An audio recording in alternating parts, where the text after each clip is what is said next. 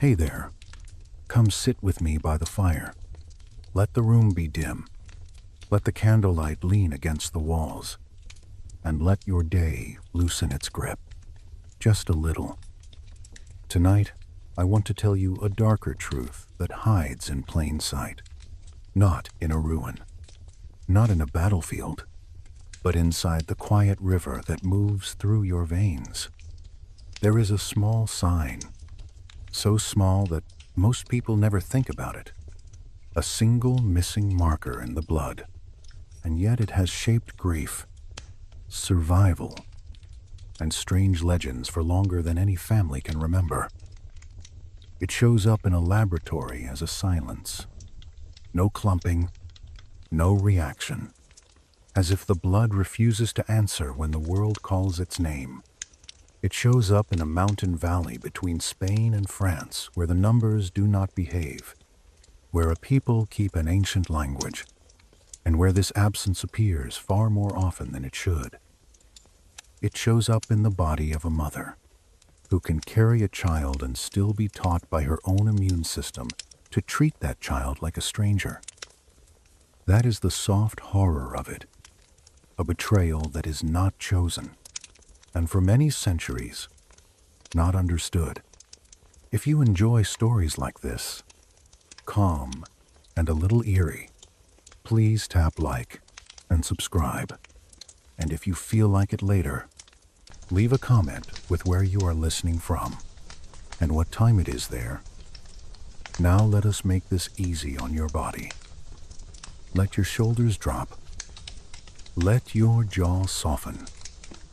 Let your tongue rest. Breathe in slowly through your nose and breathe out slowly through your mouth. Listen to the fire, the tiny shifts in the wood, the faint hiss as a knot warms, the way heat makes the air move like a slow tide. You do not have to hold on to every detail. You can let the words pass over you like warm water.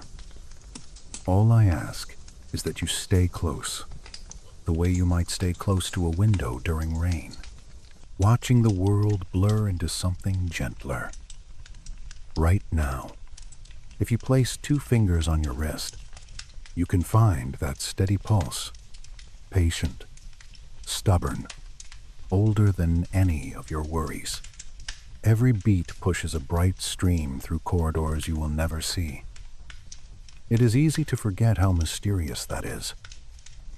Honestly, I have always found it strange that we live inside miracles and call them normal. Somewhere inside that stream, there is a detail called the Rh factor, a small protein that sits on the surface of red blood cells. Most people have it. A great many mammals have versions of it too.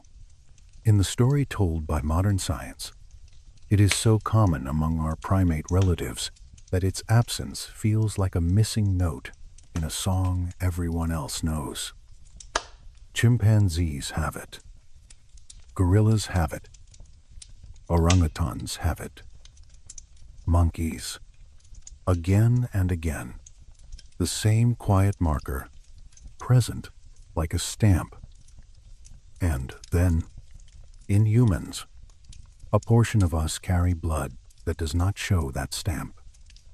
Not a tiny fraction you can ignore, but a noticeable slice. Something like 15 out of every 100 people worldwide. In some places, it is rarer than that. In other places, it rises to a strange height, as if the land itself has been hoarding the secret.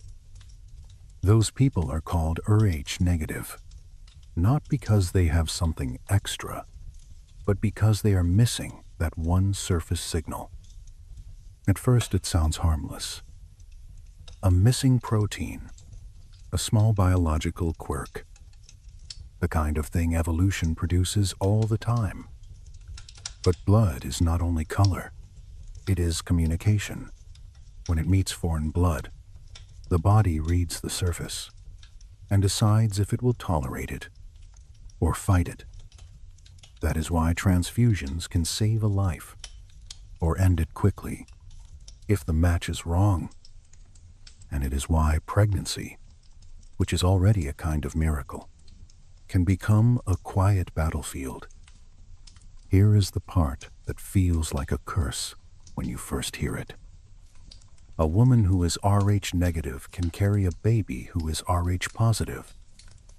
The baby may inherit that marker from the father, because most people are Rh positive.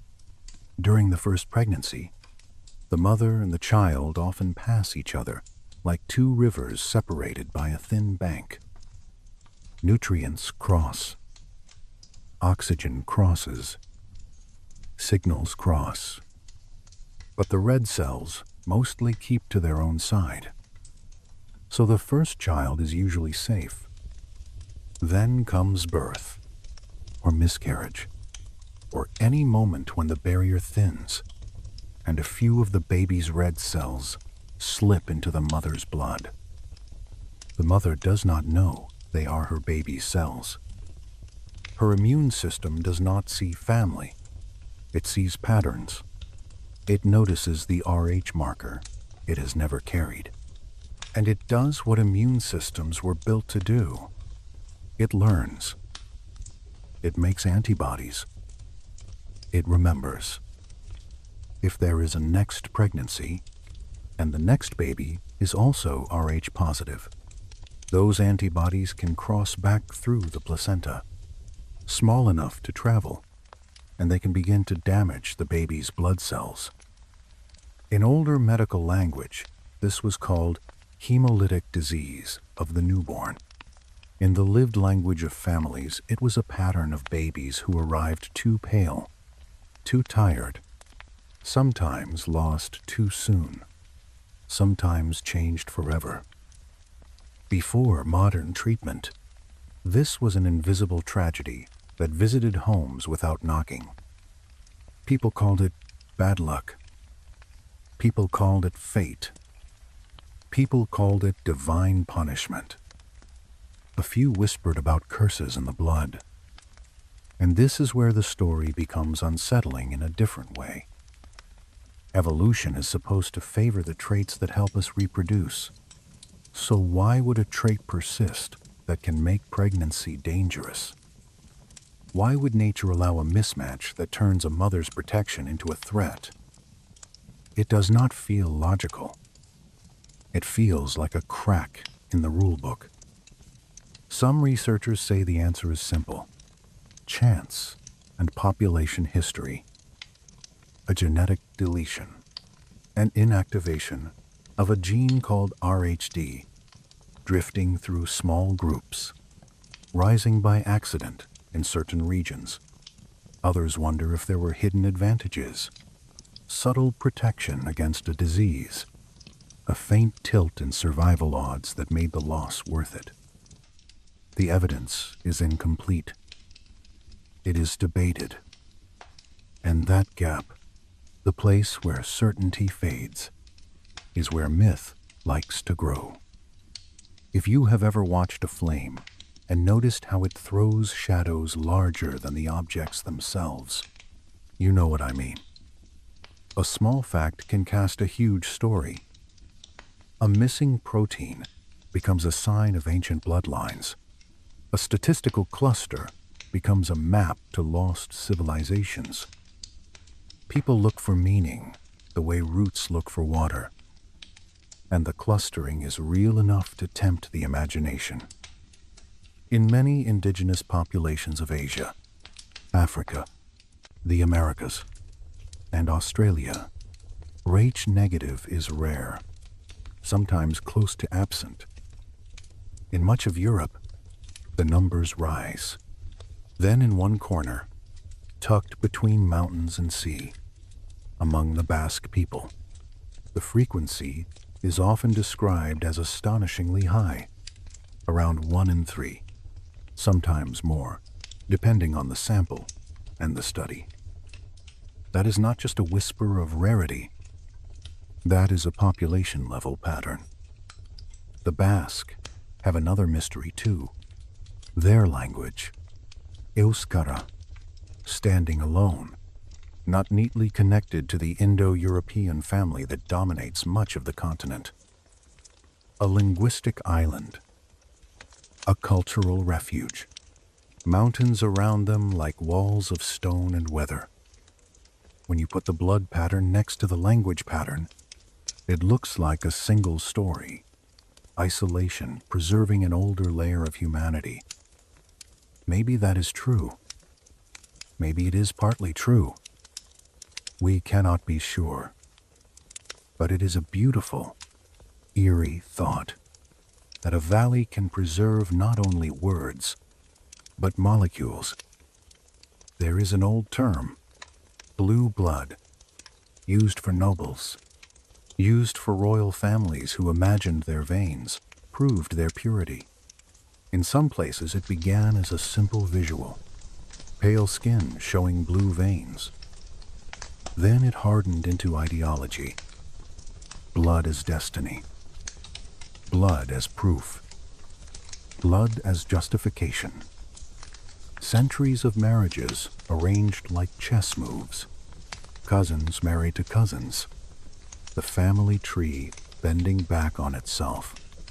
And when modern researchers began to look at royal pedigrees, they found clusters of rare traits, not only Rh, negative in some lines, but hemophilia, the bleeding disease that haunted the descendants of Queen Victoria, spreading across European houses like a slow, invisible fire. It is not that royalty had magical blood. It is that isolation concentrates whatever is already there, blessings and burdens alike. A dynasty can become a laboratory without knowing it. You know that feeling when you find an old drawer in a house, full of letters and dried petals, and you realize that ordinary objects can carry whole lives inside them. Blood is like that drawer, but alive. It carries history that was never written down.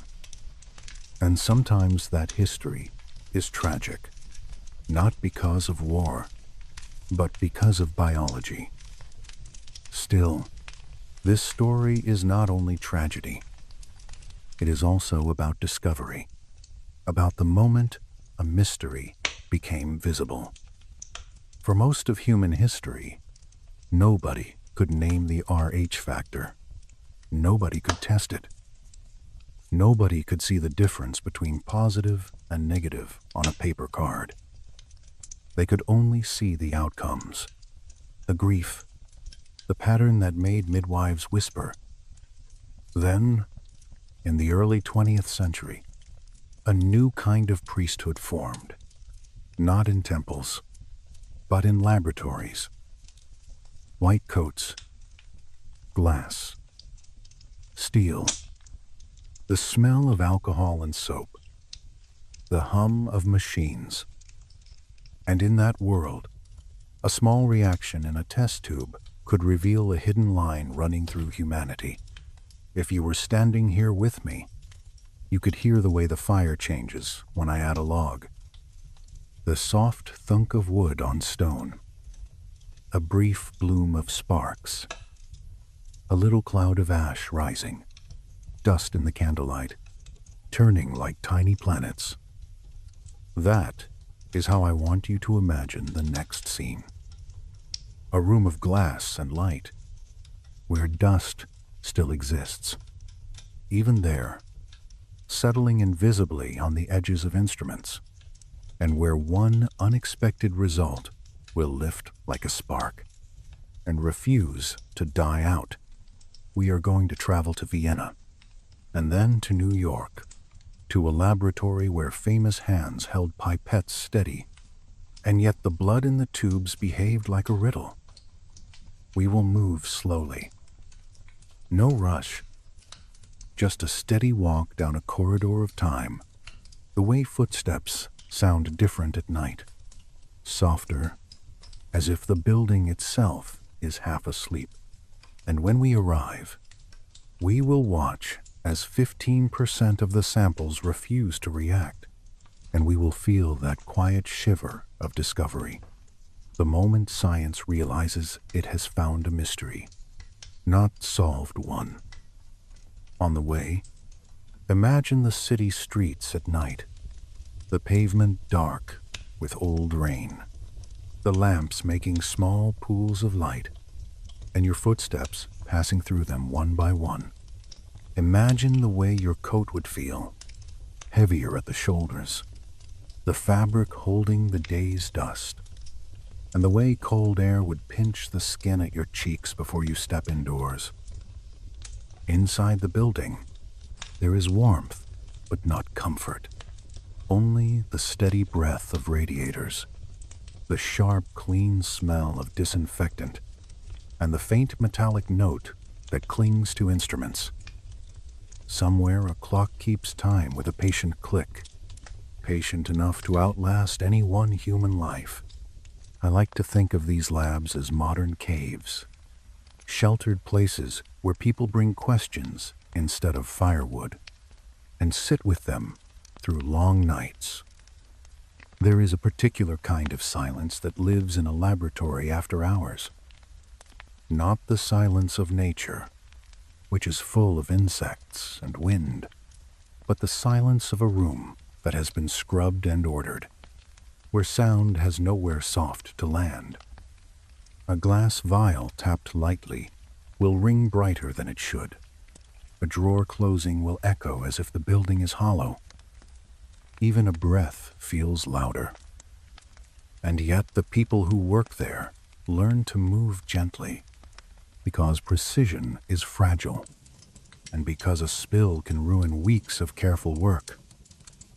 They learn the art of slow hands and the art of waiting.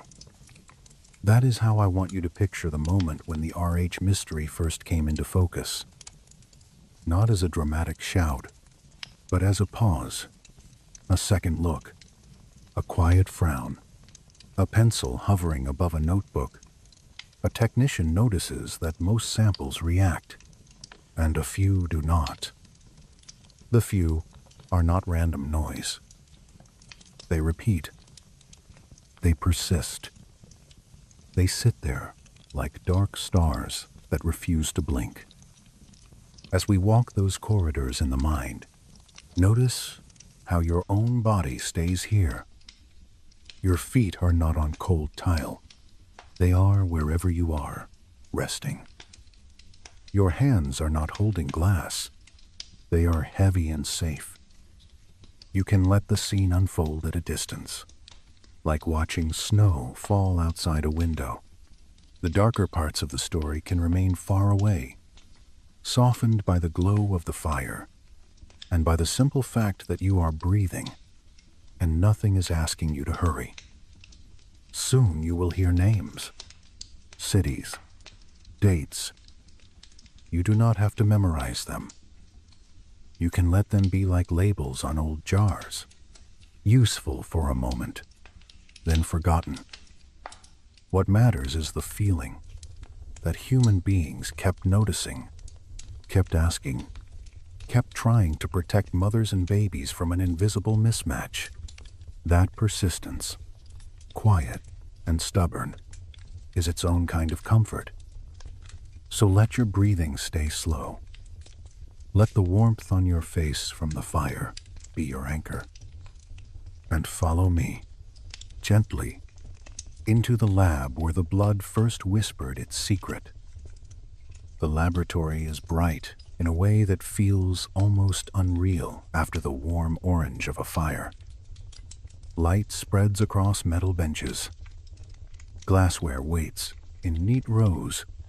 The air carries the small, clean sting of alcohol, and beneath it a colder scent, like whetstone, like something scrubbed until it forgets its own past. Footsteps here are careful. Soles whisper on tile. A sleeve brushes a table edge, and a few grains of dust lift and settle again, slow, as if even dust is tired. The story often points to the year 1937, and to a man named Karl Landsteiner. By then, he was already famous for helping the world understand the ABO blood groups. The discovery that explained why some transfusions saved a person and why others could end in a sudden collapse. If you were standing beside him, you would not see a prophet. You would see a worker, an older man with practiced hands, a mind trained to distrust easy answers. He had learned that the body can be both generous and unforgiving, and that the line between those two is sometimes thin as paper. Landsteiner worked with a colleague named Alexander Wiener. Their experiments looked routine on the surface. They were studying immune reactions, the way a body makes antibodies, the way it marks an invader. To do that, they used blood from rhesus monkeys, not because they were chasing a human mystery, but because the lab needed a reliable spark, a standard foreign signal that would provoke a response in test animals. So they injected small amounts of monkey blood into rabbits and guinea pigs, then waited for the animals' immune systems to do what immune systems do. They watched. They took notes. They returned to the animals later, drew blood, and harvested the antibodies that had been made in the quiet dark of living bodies. This is where the story turns. Not with thunder, but with a small failure. The way a key turns in most doors and then refuses one. The antibodies from the rabbits were tested against human blood samples. Most of the samples reacted. The red cells clumped together in a clear pattern. A little storm inside a glass tube. Visible proof that the antibodies had found something to hold. The lab had seen that kind of clumping before. Agglutination, a small word for a dramatic change. Then a portion of the samples did not clump. They stayed smooth. They stayed separate. They looked, in a way, were calm, as if the antibodies could not see them, as if the red cells were wearing a cloak. About 85 out of every 100 samples reacted. About 15 out of every 100 did not. The number held when they repeated the tests. Again and again, the same split. That is the moment. The quiet click when a new category appears in the mind. Not a new species, not a new kind of blood in the romantic sense, but a new surface signal on the red cell, present in most, absent in some. Landsteiner called that signal the RH factor, named after the rhesus monkeys that helped reveal it. If your red cells carried the factor, you were RH positive. If they did not, you were RH negative. Simple words, a simple sign, but the simplicity was deceptive, like a calm lake that hides deep water. At first, medicine focused on what could be used immediately. RH status mattered for transfusions. A patient with RH negative blood receiving RH positive blood could become sensitized, their immune system learning the RH marker and storing the memory. The first transfusion might go well enough. Later ones could become dangerous. So blood banks began to care. Hospitals began to test. Paper cards began to carry a small mark, an extra detail that decided which blood could enter which body. But the real darkness of this story did not come from transfusions. It came from maternity wards, where doctors had watched a haunting pattern for decades, a pattern that broke hearts without a name. They had a term for it, erythroblastosis fetalis. A newborn arrived with severe anemia. The skin turned yellow from jaundice. The body held fluid it should not hold. Some infants died quickly. Others lived, but carried harm into the rest of their lives. The cruel detail was the timing. First babies were often fine. Second babies sometimes struggled. Third or fourth pregnancies could become terrifying. It was as if the first birth taught the mother something, and that lesson returned like a shadow in later years. A pediatrician named Philip Levine helped connect the threads. In the late 1930s, he treated a woman who had lost a child and who needed a transfusion after delivery. The hospital tried to use blood from her husband, which seemed compatible by the older ABO system. Yet her body reacted. Her immune system rejected the blood. That reaction was a clue sharp enough to cut through fog. Levine tested for the newly described Rh factor. The mother was Rh negative. Her husband was Rh positive. Suddenly, the pattern in the maternity ward and the pattern in the test tube could touch each other. During pregnancy, most of the time, the mother's blood and the baby's blood are kept apart. The placenta is a careful gate, but a gate is not a wall. During delivery, during miscarriage, during certain complications, small amounts of fetal blood can enter the mother's circulation. If the fetus is Rh positive and the mother is Rh negative, the mother's immune system meets the Rh marker like it meets any unfamiliar pattern. It builds antibodies. It remembers. The first baby is usually born before that memory becomes dangerous. But the next time, the antibodies are already there. They can cross back into the fetus. They can attach to fetal red cells. They can mark them for destruction. The fetus tries to compensate, producing more red cells, working harder, growing tired in the womb. The heart strains. The liver and spleen swell with extra work.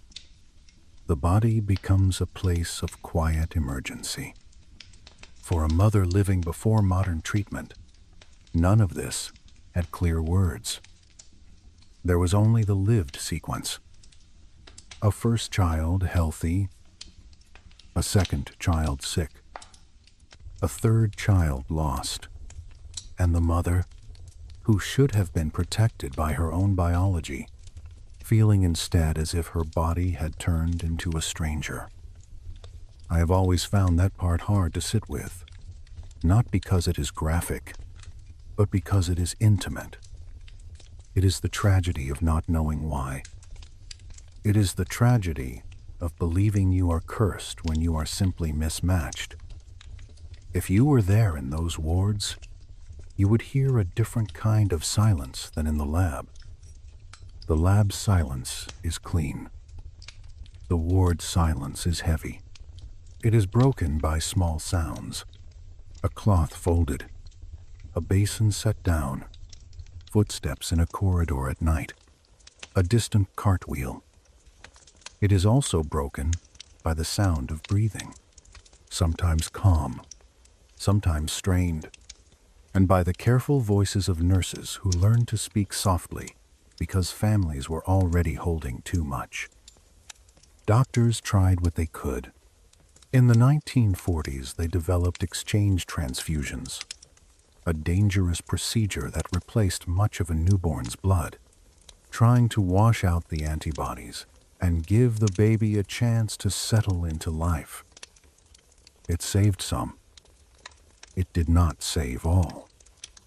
Landsteiner himself died in 1943, not long after his discovery, and he did not live to see how far the question would travel, or how many families were still waiting for a gentler answer. The gentler answer came later, in the form of an injection. Raw immune globulin, a small dose given to an Rh-negative mother after delivering an Rh-positive baby, and sometimes during pregnancy as well. The idea was simple. Hide the Rh-positive fetal cells before the mother's immune system learns them. Let ready-made antibodies bind to the stray fetal cells and clear them quietly, without teaching the mother's body to make its own lasting response. No sensitization, no memory, no future attack. A small piece of modern mercy. When this treatment became widespread, deaths from hemolytic disease of the newborn fell sharply in places where care could reach. Families who would have faced repeated losses could finally breathe. A tragedy that once moved through villages like a silent winter illness began to retreat. Yet the original riddle remained. Raw negative can bring risk, and still it persists. Why did it not vanish under the pressure of selection? Why does it cluster in some places and barely appear in others? Those questions return to the lab, to the maps, to the old mountains and coastlines, to the places where people stayed put while empires rose and fell around them. In the next stretch of our journey, we will follow researchers as they test populations across continents and watch the numbers form a strange gradient across Europe. We will arrive again at the Basque country, where language and blood both resist easy explanation, and where isolation seems to have protected an older layer of human history. We will also visit other refuges, Atlantic coasts, highlands, and mountain valleys, where migrations flowed around the rocks instead of through them. And we will feel how quickly a scientific anomaly becomes a human story, about who stayed, who moved, and what small accidents of inheritance can endure for thousands of years. Before we leave the laboratory, let us linger there a little longer, because this is where so many human tragedies begin to make sense, not as fate, but as mechanism. Imagine a tray of small glass tubes, each one labeled by hand. Ink lines slightly uneven, because the person writing is tired, and because no hand is perfectly steady for hours. A rack holds the tubes upright like a fence. Inside each tube, a thin red layer settles toward the bottom, and above it, the pale liquid looks almost clear, like weak tea.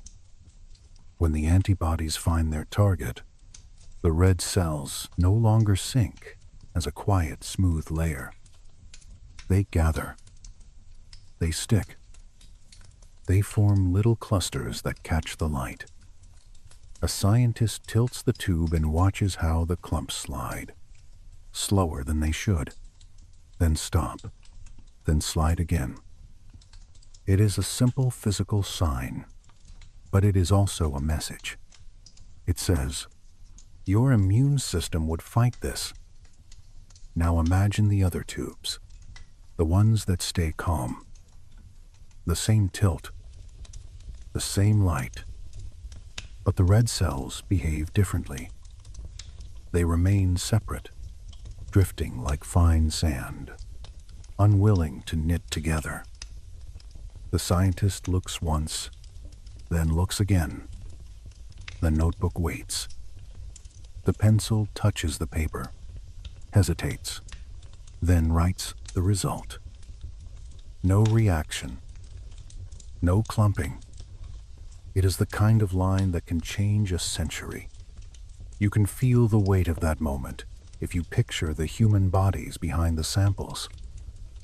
Each tube came from someone with a name, a job, a family, a private history, a sailor, a seamstress, a student, a mother, a man who will never know he helped reveal a new rule.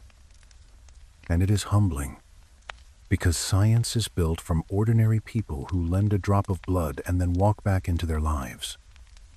Inside hospitals, the quiet consequences of Rh mismatch continued year after year. A midwife in a village watched a pattern she could not explain.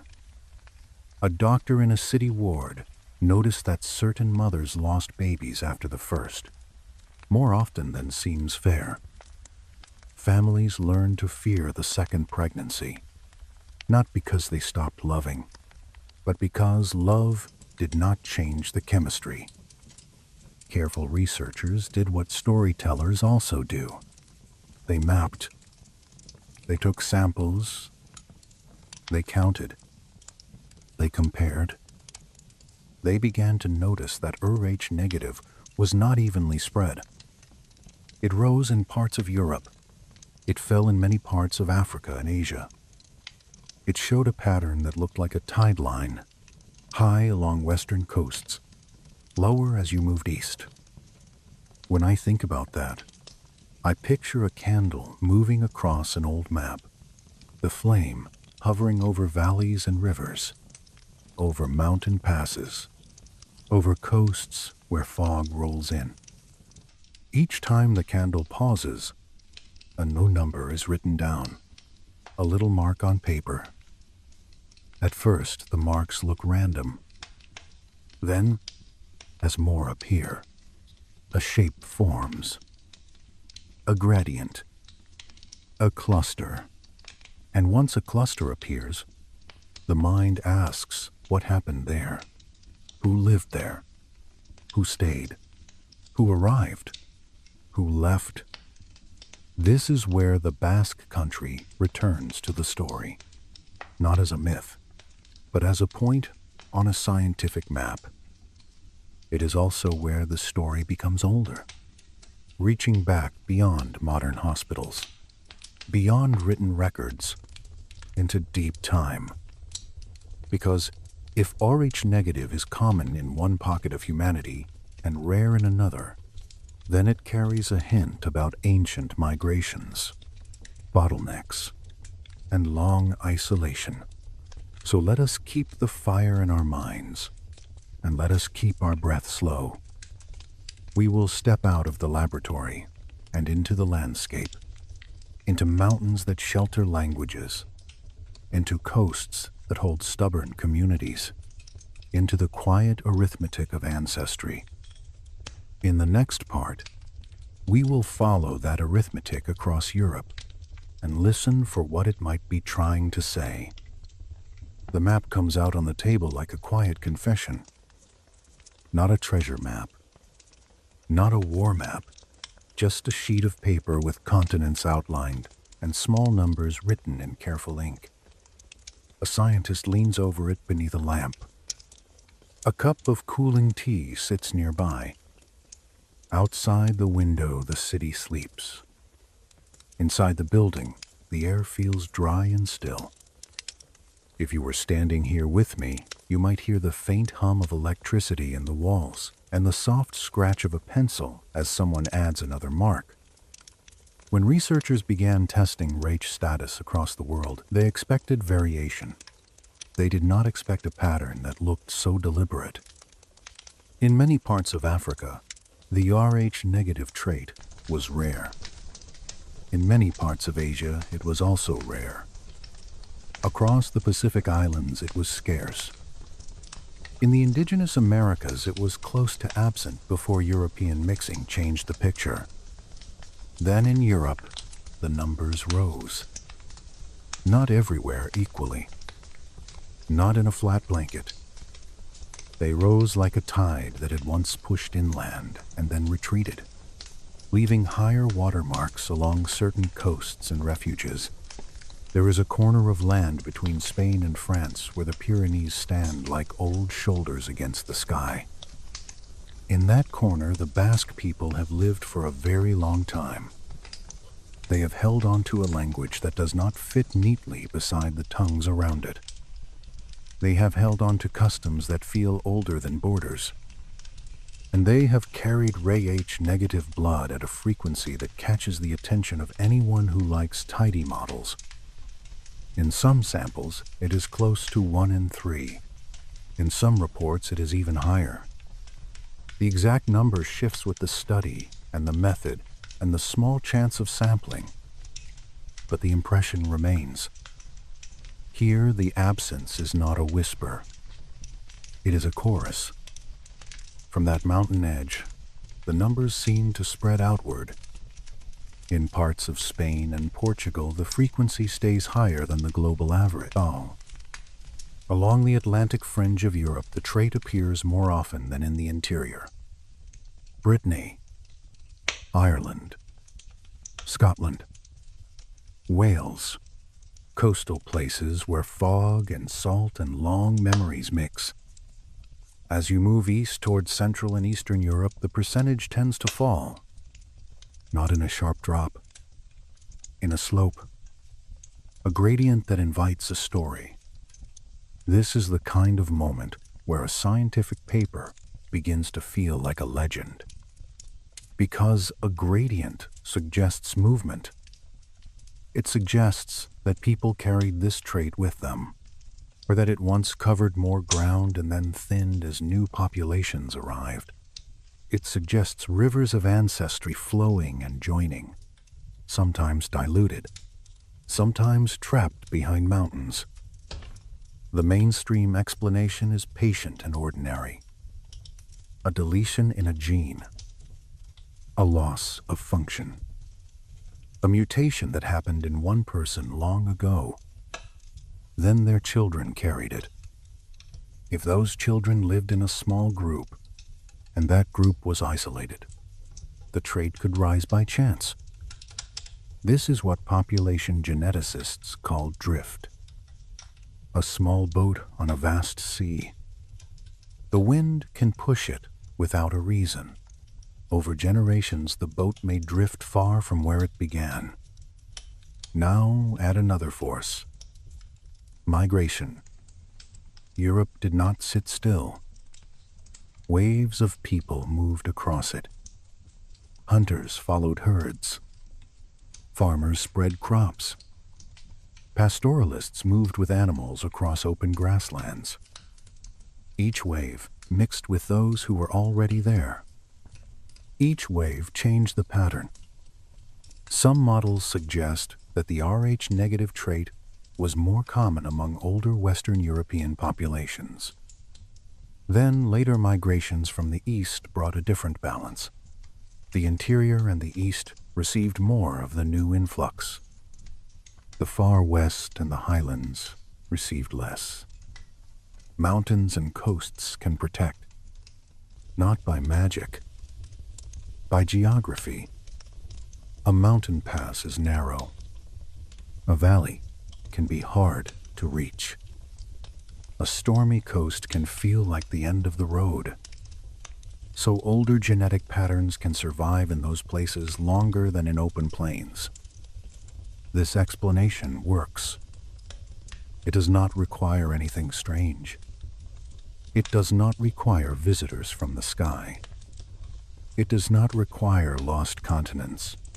It requires only time and chance and the fact that humans move in uneven ways. But even in this ordinary frame, there are lingering questions. Because Rh-negative can bring a cost in pregnancy when a mother becomes sensitized. In eras without modern treatment, that cost could be severe for certain families. So why did the trait not get pushed down to near zero? Why did it rise so high in some regions? Genetic drift alone can do surprising things in small groups. But many researchers still wonder if there was an advantage as well. Some have suggested that Rh-negative status might change immune responses in subtle ways. Some studies have looked at parasites and at reaction time differences under certain infections. The findings are mixed. The evidence is debated. We are not at the stage of certainty. Still, the idea lingers. If a trait carries a cost, it can persist if it also carries a benefit, even a small one, when the environment is harsh. And the environment was harsh. If we travel back to the last glacial maximum, Europe was a cold place. Ice held the north. Winds moved over open tundra. food could be scarce. Small bands of people lived in pockets of shelter, caves, valleys, river bends. When populations are small, the genetic dice roll louder. A few families can shape the future of thousands who come after. A trait can rise simply because the survivors happen to carry it. I want you to imagine a winter night in that deep time, a fire inside a shallow cave mouth, smoke drifting out into the dark. The floor is dust and grit. A few stone tools lie near the wall. Outside, the wind moves snow like dry sand. Inside, a mother holds a child close. She does not know about proteins. She does not know about genes. She knows warmth. She knows hunger. She knows the way a baby breathes when sleep finally arrives. This is the level where evolution happens. Not in charts. In small rooms of survival. Now, let us return to the map again, because the Basque are not the only place where the numbers lift. In North Africa, among some Berber populations, the frequency has been reported as higher than surrounding groups. Not as high as the Basque in many accounts, but noticeable. And the Berber communities, like the Basque, have histories of deep roots and cultural persistence. Mountains again. The Atlas Range. Refuge again. Isolation again. Some researchers point to these parallels and suggest a deeper layer. Perhaps Rh negative is a relic of older populations that once stretched across parts of Western Europe and North Africa. Perhaps later migrations changed most of the landscape, but the refuges held the older pattern. This is plausible. It is also difficult to prove in full because ancient DNA coverage is still a patchwork. We have snapshots. We do not have every valley. We do not have every burial. We do not have every century. So the story stays half-lit, a circle of light around the evidence. Beyond it a wider dark where myth can walk in. And myth does walk in. People look at the Basque and their language. They look at a high frequency of Rh negative blood. They feel the urge to connect it to something dramatic. A lost civilization. A sacred bloodline. A strange origin. It is human to do that. We like narratives that feel large enough to match our curiosity. There are theories about ancient interbreeding with other human cousins. Neanderthals. Perhaps Denisovans in other regions. Modern humans did meet them. Modern humans did mix with them. That is established. Could a blood factor be tied to that mixing? Some people have suggested it. The evidence remains uncertain. It is a hypothesis that draws attention because it is partly grounded and partly mysterious. Then there are the other stories. Atlantis. Nephilim. Ancient visitors. These stories are powerful because they turn a medical detail into a cosmic sign. Science has not supported those claims. There is no good evidence that Rh negative is proof of a non-human origin. And yet the stories persist because they are comforting to some and thrilling to others. A person who feels different can use the trait as a mirror. A person who feels ordinary can use it as a doorway. In the gentle light of this room by the fire, I do not want to mock anyone. I only want to hold the difference between a story and an explanation. A story can soothe. An explanation can protect. And sometimes we need both. So for now, let us keep to what we can say with care. Rh negative is real. It is a genetic variant involving the RHD gene in many cases. It can matter in pregnancy. It can matter in transfusions. Its distribution is uneven across the globe. It is higher in parts of Western Europe. It is lower in many parts of Africa and Asia. The Basque region is often cited as a place where the frequency is unusually high. There are plausible population genetic reasons for this. Founder effects, drift, isolation, later migrations, possible selection pressures that remain under study.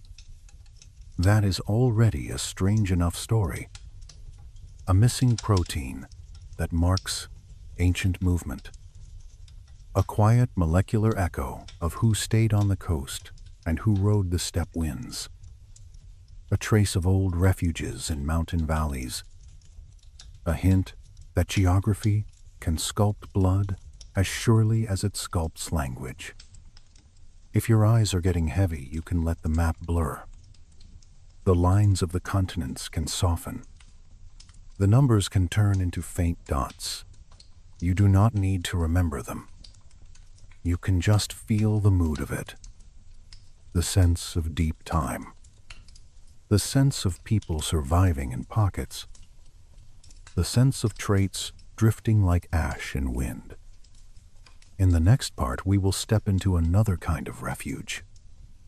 Not a mountain valley. A palace. A sealed world of crowns and marriage contracts. We will see what happens when humans try to control inheritance too tightly. We will follow blood that was called noble. We will watch how rarity and isolation can turn into vulnerability. And we will do it slowly, with the fire steady beside us. Before we leave the map, I want to linger in the places between the numbers. A dot on a chart is a village. A village is roofs and smoke, a lane of footsteps, a doorway where someone pauses with a bowl of water, listening for weather, listening for the breathing of a child. Imagine an archive room behind a museum gallery. The air smells like dust and old paper. Metal shelves hold boxes with careful labels. A tooth in one, a bead in another, a scrap of leather that survived because it stayed dry. Somewhere there is a modern vial with a code and a place name. Basque, Brittany, Morocco, Highland. Each label is a door into a family. A mutation does not spread like a rumor. It spreads through births, through marriages, through seasons of staying close, through a person leaving home and joining another group by a river bend. So when you hear that Rh negative is rare in one region and common in another, picture the hidden mechanics. Not gears, hearts. This is why language and blood can cling in the same refuges. Mountains make roads narrow. Coasts can feel like the end of the road. Most of human history is lived inside a small circle. See the distance you can walk and still return before dark. Sometimes I think about the first Rh negative child. If that is truly how it began. Not a hero, just a baby. Small hands opening and closing in firelight. No one would have known that a letter in the code was missing. No one would have called it a sign. Centuries later, that missing letter becomes a question. Why here? Why not there? Why so many in one corner? Why so few in another? The question itself is like a candle. It draws storytellers. It draws those who want their own difference to mean something. And then there is the clinical side. the side that does not care about myths. A nurse pricks a finger. A drop rises. A card is marked. Positive. Negative. The nurse thinks about transfusion, about pregnancy, about safety. That is another kind of darkness. The quiet edge, where biology can turn gentle intentions into danger.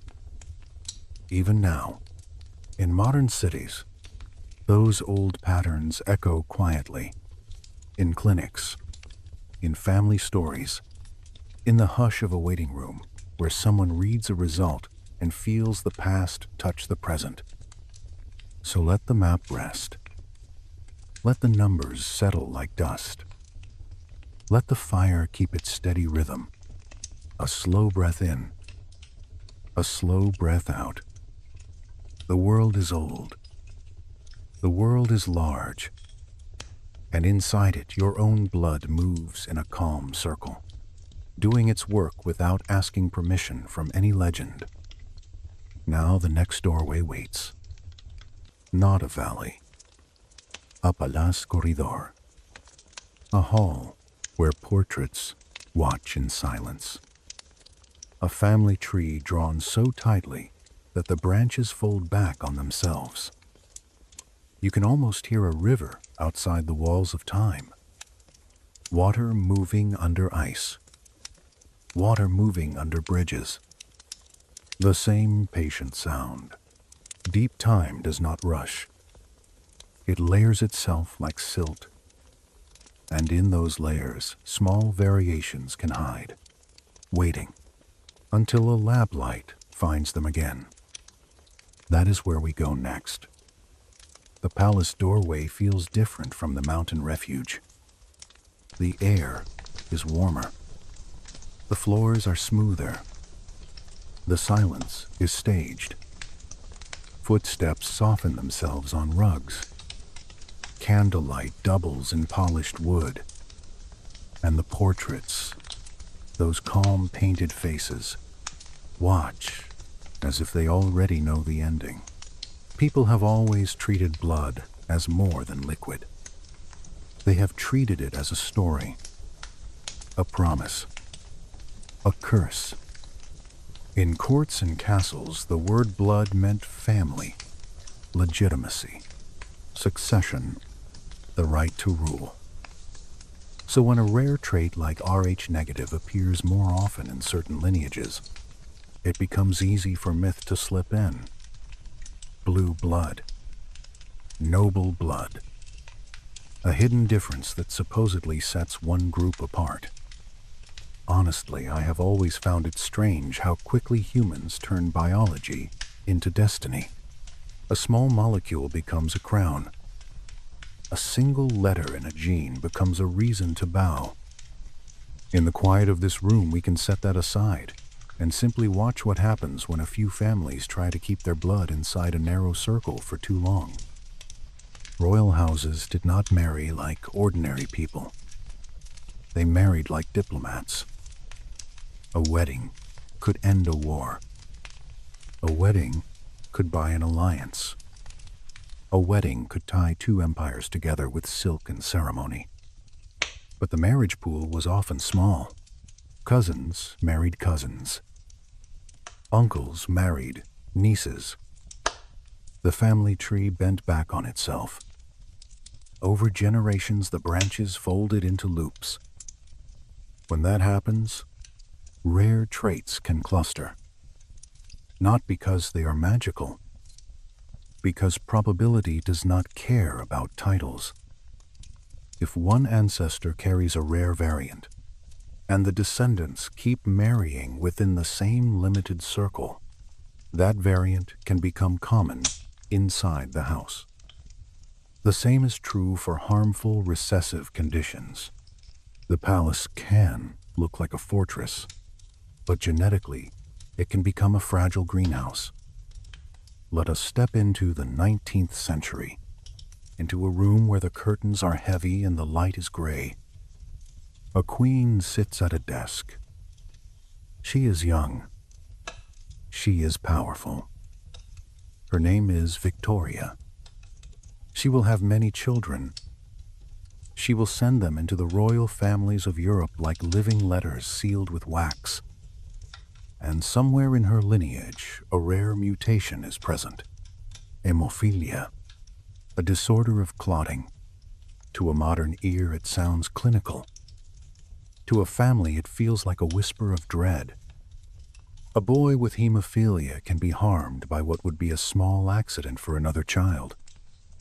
A bruise can swell. A fall can become a long, slow bleeding that will not stop. In an age before modern treatment, the fear is constant. A child cannot be allowed to run too freely. A mother watches every stair, every corner of furniture, every game with sticks. A palace becomes a place of vigilance. Victoria carried the trait and passed it into the web of Europe. One son suffered. Daughters became carriers and carried it further. Then the thread reached Russia. In St. Petersburg, the winter air bites. Inside the palace, the heat is dry from stoves. Snow presses against windows like pale breath. Nicholas II is emperor. Alexandra is empress. They have daughters. Then at last a son, Alexei, the heir. The child the empire is supposed to flow through. But his blood will not clot properly. Each illness becomes a crisis. Each bruise becomes a prayer. The parents grow desperate. They are not thinking about genetics. They are thinking about survival. Into that desperation walks a man from Siberia, Grigory Rasputin. His presence is a shadow in a gilded room. He speaks softly. He fixes his gaze. He calms. Some historians suggest that calm alone may have helped, because stress can worsen bleeding episodes. There may have been simple, practical advice as well. Rest. Fewer interventions that provoke bleeding. Whatever the mechanism, the parents believe he can help their son. Belief is a powerful sedative for fear. It is also a doorway. Rasputin gains access. Access becomes influence. Influence becomes scandal. Outside the palace, the empire is already cracking. War. Hunger. Anger in the streets. Inside the palace, the family clings to the one person they think can keep their child alive. The court whispers. The aristocracy fumes. The story of a mystic near the throne becomes a symbol, not because it causes the deeper problems, but because it makes them visible. Rasputin is killed. The act is meant to cut away a sickness, but the blood of politics does not clot so easily. Soon the monarchy itself is taken. Nicholas abdicates. The family is held. They are moved from room to room. The corridors change, but the feeling is the same. Closed doors. Quiet guards. The soft scrape of boots on stone. In a basement in Ekaterinburg, the story ends in a way that still chills the mind even when we speak of it gently. A family that once lived behind velvet curtains is gone. A boy with fragile blood is gone. And the empire that held them collapses into a new shape. Would history have turned anyway? Yes. Most likely. But illness shaped the psychology of the household. It shaped who they trusted. It shaped how they were seen. And in that sense, a genetic trait became a small lever inside a vast machine. Now, let us move further back. To Spain. To the House of Habsburg. Here the marriage loops became extreme. For generations the family joined to itself. The result was a king named Charles II. He was born into a body already carrying the weight of that closed circle. He struggled with health. He struggled with speech. He struggled with the simple act of eating.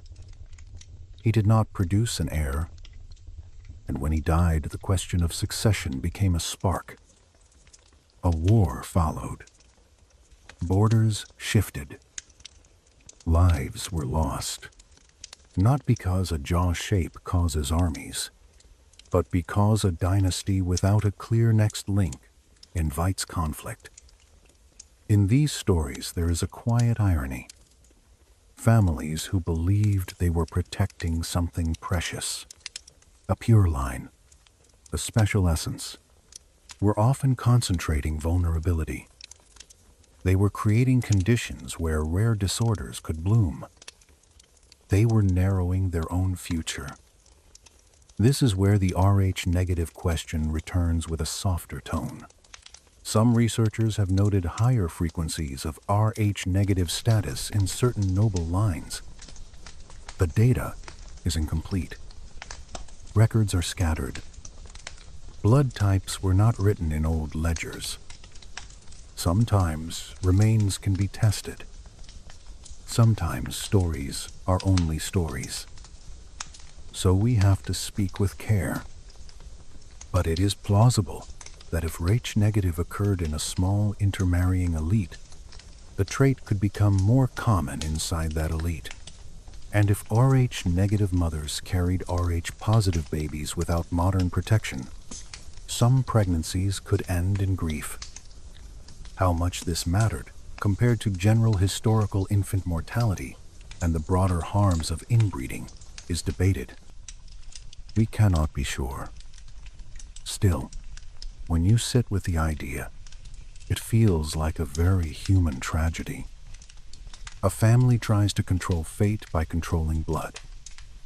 They do not understand the rules of inheritance. They think in symbols. They think in purity, and the body answers with chemistry, with probability, with complications that do not respect crowns. If you were standing here with me by the fire, you might notice how the palace and the cave begin to resemble each other. Both are refuges.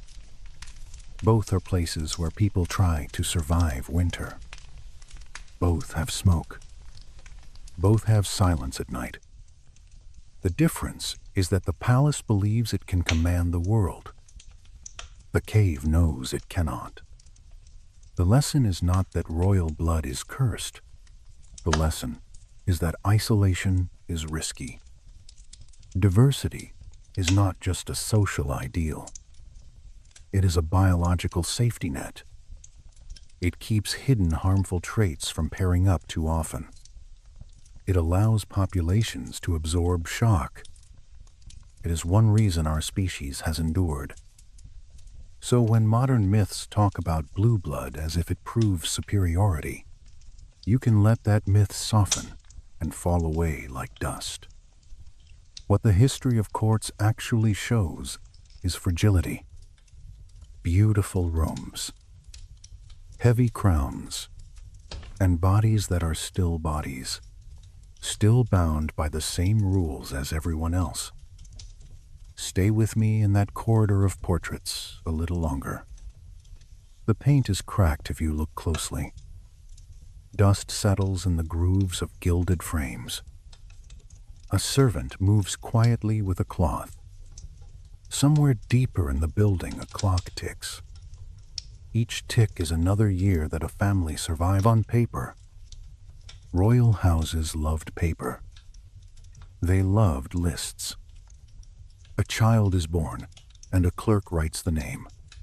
A child dies, and a clerk writes the name again, with a date. Marriage contracts, dowries, treaties, genealogies drawn in ink like rivers branching. Those pages are a kind of museum hush. A belief that if you record the line, you can hold it still. But the body does not read ink. The body reads proteins. The body reads chance. Behind the spectacle of court life, there were rooms that few visitors saw. Nurseries where the curtains stayed drawn. Sick rooms where bowls of water cooled on a table and the air smelled of herbs. A cradle that rocked too slowly because the mother did not sleep. In those rooms, the language of blood was not poetry. It was daily reality. When the pregnancy paradox struck, it was quiet. A woman could look healthy. A first baby could arrive and everyone celebrated. Then a second pregnancy became strange. A third became terrifying. In the past, people reached for explanations that matched their world. A curse, a punishment, a weakness in the mother's line. They did not have microscopes. They had stories. Some royal families had astonishing infant mortality even with their resources. Small coffins, tiny graves inside church walls, a priest murmuring words while candle smoke curls up into cold stone. Sometimes the court moved on quickly because succession does not pause long for grief. If Rh-negative status was more common in some elite circles, it could have played a role in those mysteries. Not the only role, but a possible thread. A mother without the Rh marker, a father with it, a baby who inherits it, an exchange of cells during delivery, an immune memory that forms. In a later pregnancy, the body acts on that memory. To the people living it, it would feel like betrayal from within. A mother's love, and yet the body, acting like a guard that cannot recognize the child. Courts were also obsessed with the image of purity. In some places, the phrase blue blood grew from the look of pale veins under pale skin, but the deeper obsession was social control. To keep land, to keep titles, to keep alliances within a known circle. The social system pressed families into repeating the same pairings. That is the thing I keep coming back to. Power ends at the skin. A crown cannot tell antibodies what to do. A title cannot teach an immune system to be gentle. A dynasty can build cathedrals and still lose a child to a mechanism it cannot see. And yet, in our era, that mechanism became visible. A name, a factor, a test, a treatment.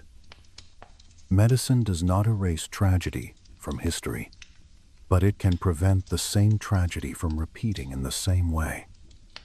If you have ever walked through an old palace as a visitor, you know the feeling. A guide speaks softly. Your shoes make careful sounds. You pass a display case with a small ring, a lock of hair, a letter folded tight.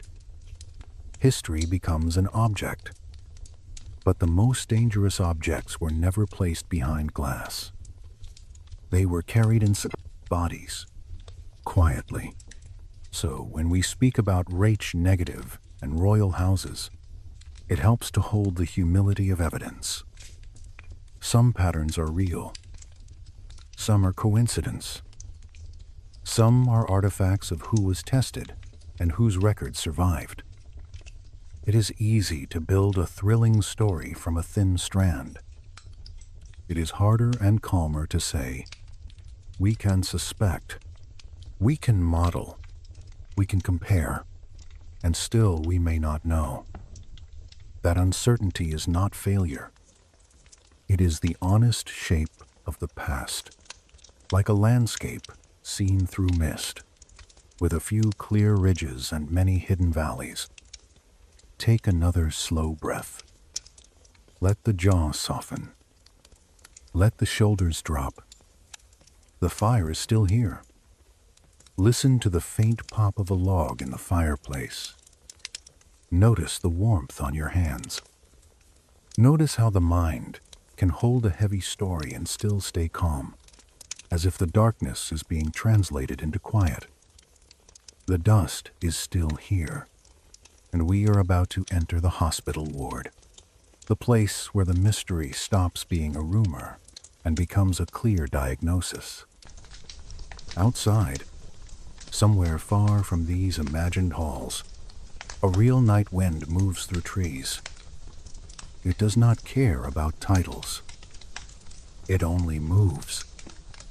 You can let it move through your thoughts too, clearing space.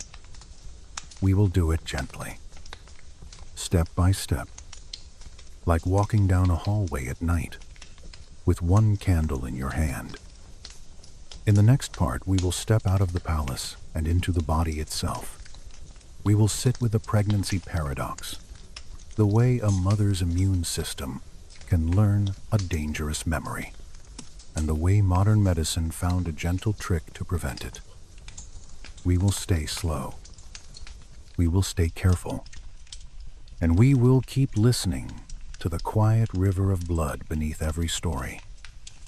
The hospital corridor is not a palace corridor. There are no portraits. There is no velvet. There is a long hallway that smells faintly of soap and warmed linen. Light spills from frosted glass. Somewhere, a cart rolls slowly. A wheel clicks once and then goes quiet again. If you were standing here with me, you might feel the temperature change as you pass each doorway. Cooler near the stairwell, warmer near the nursery, as if the building is breathing in sections. In the early 20th century, doctors already knew a certain pattern. A first child would often arrive healthy. A second might arrive weak.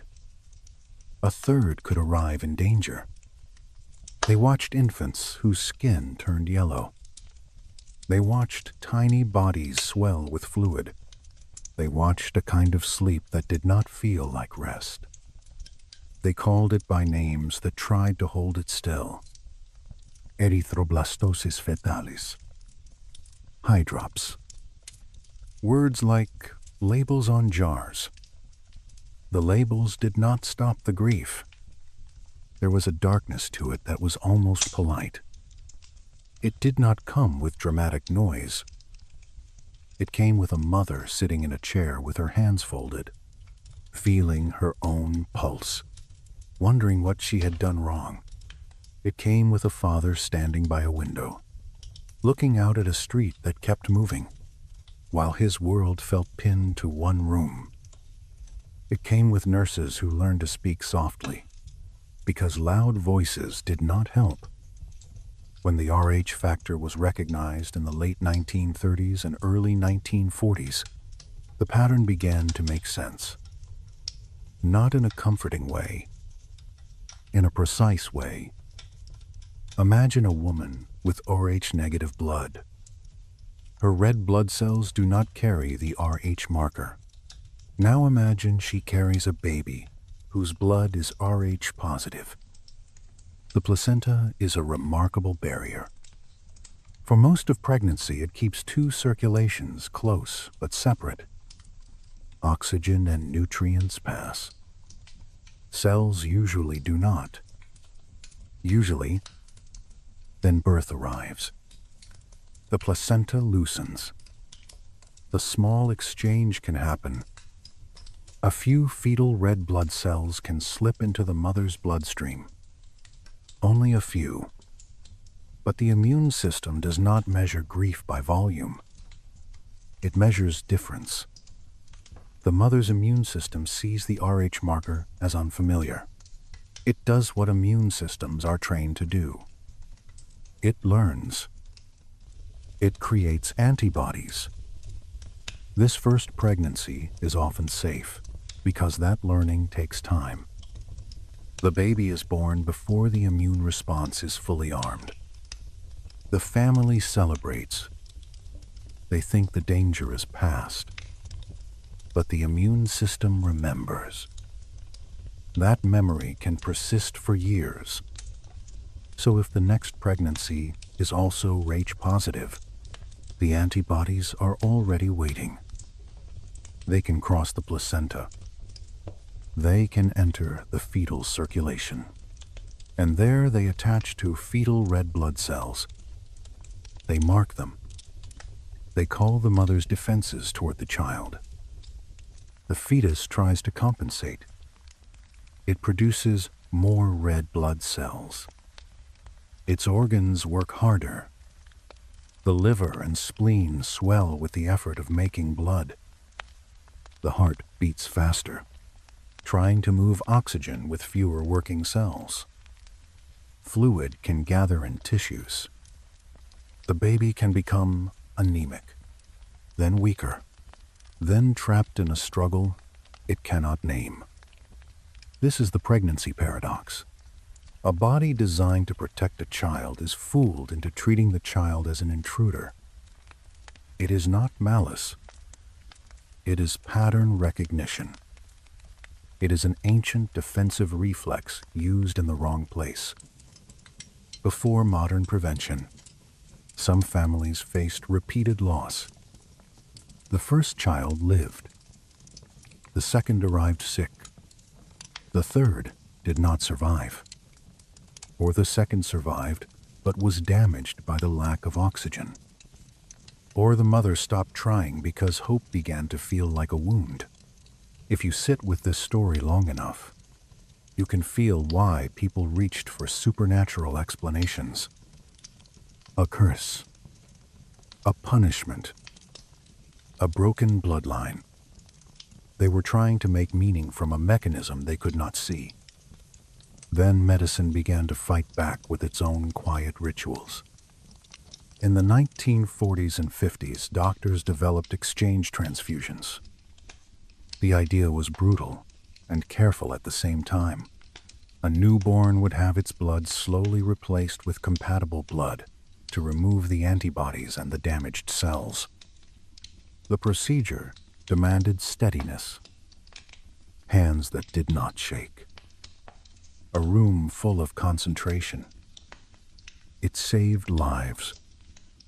It was also dangerous, and it could not prevent the problem from returning in the next pregnancy. So the deeper question remained: how do you stop the immune system from learning the Rh marker in the first place? The answer arrived in the late 1960s. It was not a spell. It was a clever use of biology. Globulin, a small injection. A dose of antibodies given to the Rh negative mother after delivery of an Rh positive baby. The antibodies in the injection bind to any fetal cells that enter the mother's bloodstream. They coat them. They help clear them before the mother's own immune system builds its own long-lasting memory. The mother's body never fully learns the Rh marker. Without that memory, the next pregnancy can be safe. The effect was dramatic. In places where the injection became routine, deaths from hemolytic disease of the newborn fell sharply. Families who would have lost multiple children could have healthy babies again. A tragedy that had haunted generations became, in many cases, preventable. I want to stay with the scene for a moment. Not the headline. The small human moment. A clinic room. A chair with paper on it. A nurse with a calm voice. A mother looking down at her hands, maybe still carrying the softness of pregnancy in her posture. She does not need to understand every protein. She only needs to know that there is a way forward. A way that does not require gambling with grief. In that moment, the story of Rh negative blood changes. It is no longer only a mystery. It becomes a place where science offers mercy. Yet the old darkness does not vanish completely. It becomes a shadow in the background, because not everyone had access to this care right away. Even now, access varies. And before the injection existed, the losses were real. They are written in parish records and hospital logs and family memories that were never recorded anywhere. So when someone says evolution should not allow a trait like this to persist, you can feel the weight of that statement. The cost was not theoretical. It was lived. Which brings us back to the central question. Why did Rh negative persist at all? Why did it reach such high frequencies in certain populations? We do not have a final answer. Some scholars suggest subtle benefits, perhaps an immune response, perhaps in resistance to certain infections, perhaps in ways we have not yet measured cleanly. Others argue that drift and isolation can be enough, that the trait may have spread by chance in small populations and remained because the cost, while devastating to some families, was not enough to erase it from the gene pool. Both ideas can be held gently. Neither needs a crown. Neither needs a myth. If your mind wants a shape to hold onto, hold this. A missing marker. A dangerous mismatch in certain pregnancies. A modern preventative that turns that mismatch into a manageable risk. And a long chain of mothers and babies, most of them unnamed, whose bodies carried the story forward until we learned how to soften its sharpest edge. Let the hallway fade now.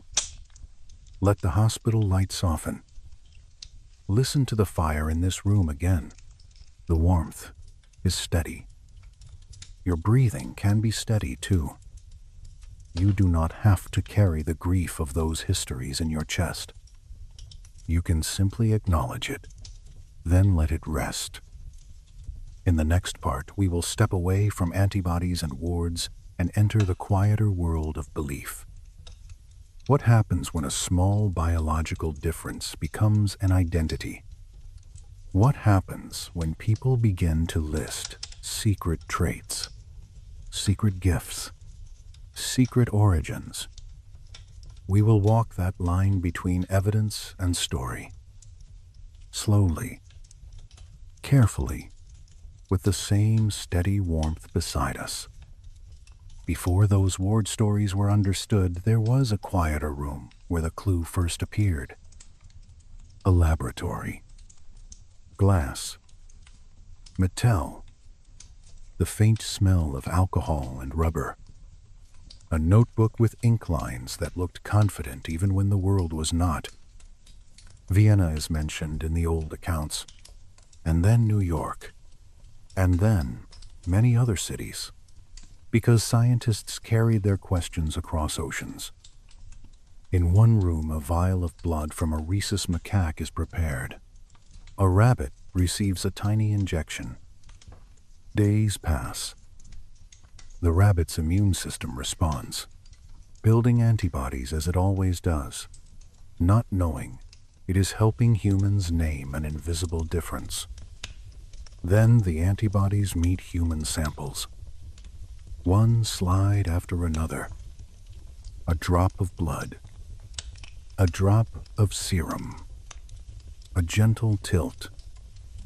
A slow swirl. And on most slides, the red cells clump. They gather in little islands, visible even to a tired eye. On other slides, nothing happens. The cells stay separate. They drift like fine dust in a liquid. No clumping. No signal. It must have felt like watching two different worlds behave under the same light. 85% reacted. 15% did not. Numbers that would later sound like destiny. In that moment, they were simply unexpected. It is easy to imagine the scientist leaning closer, bringing the slide nearer to a lamp, then pulling it away, blinking, then checking the label again, then repeating the test, because repetition is how you protect yourself from your own hope. A standard procedure becomes an anomaly.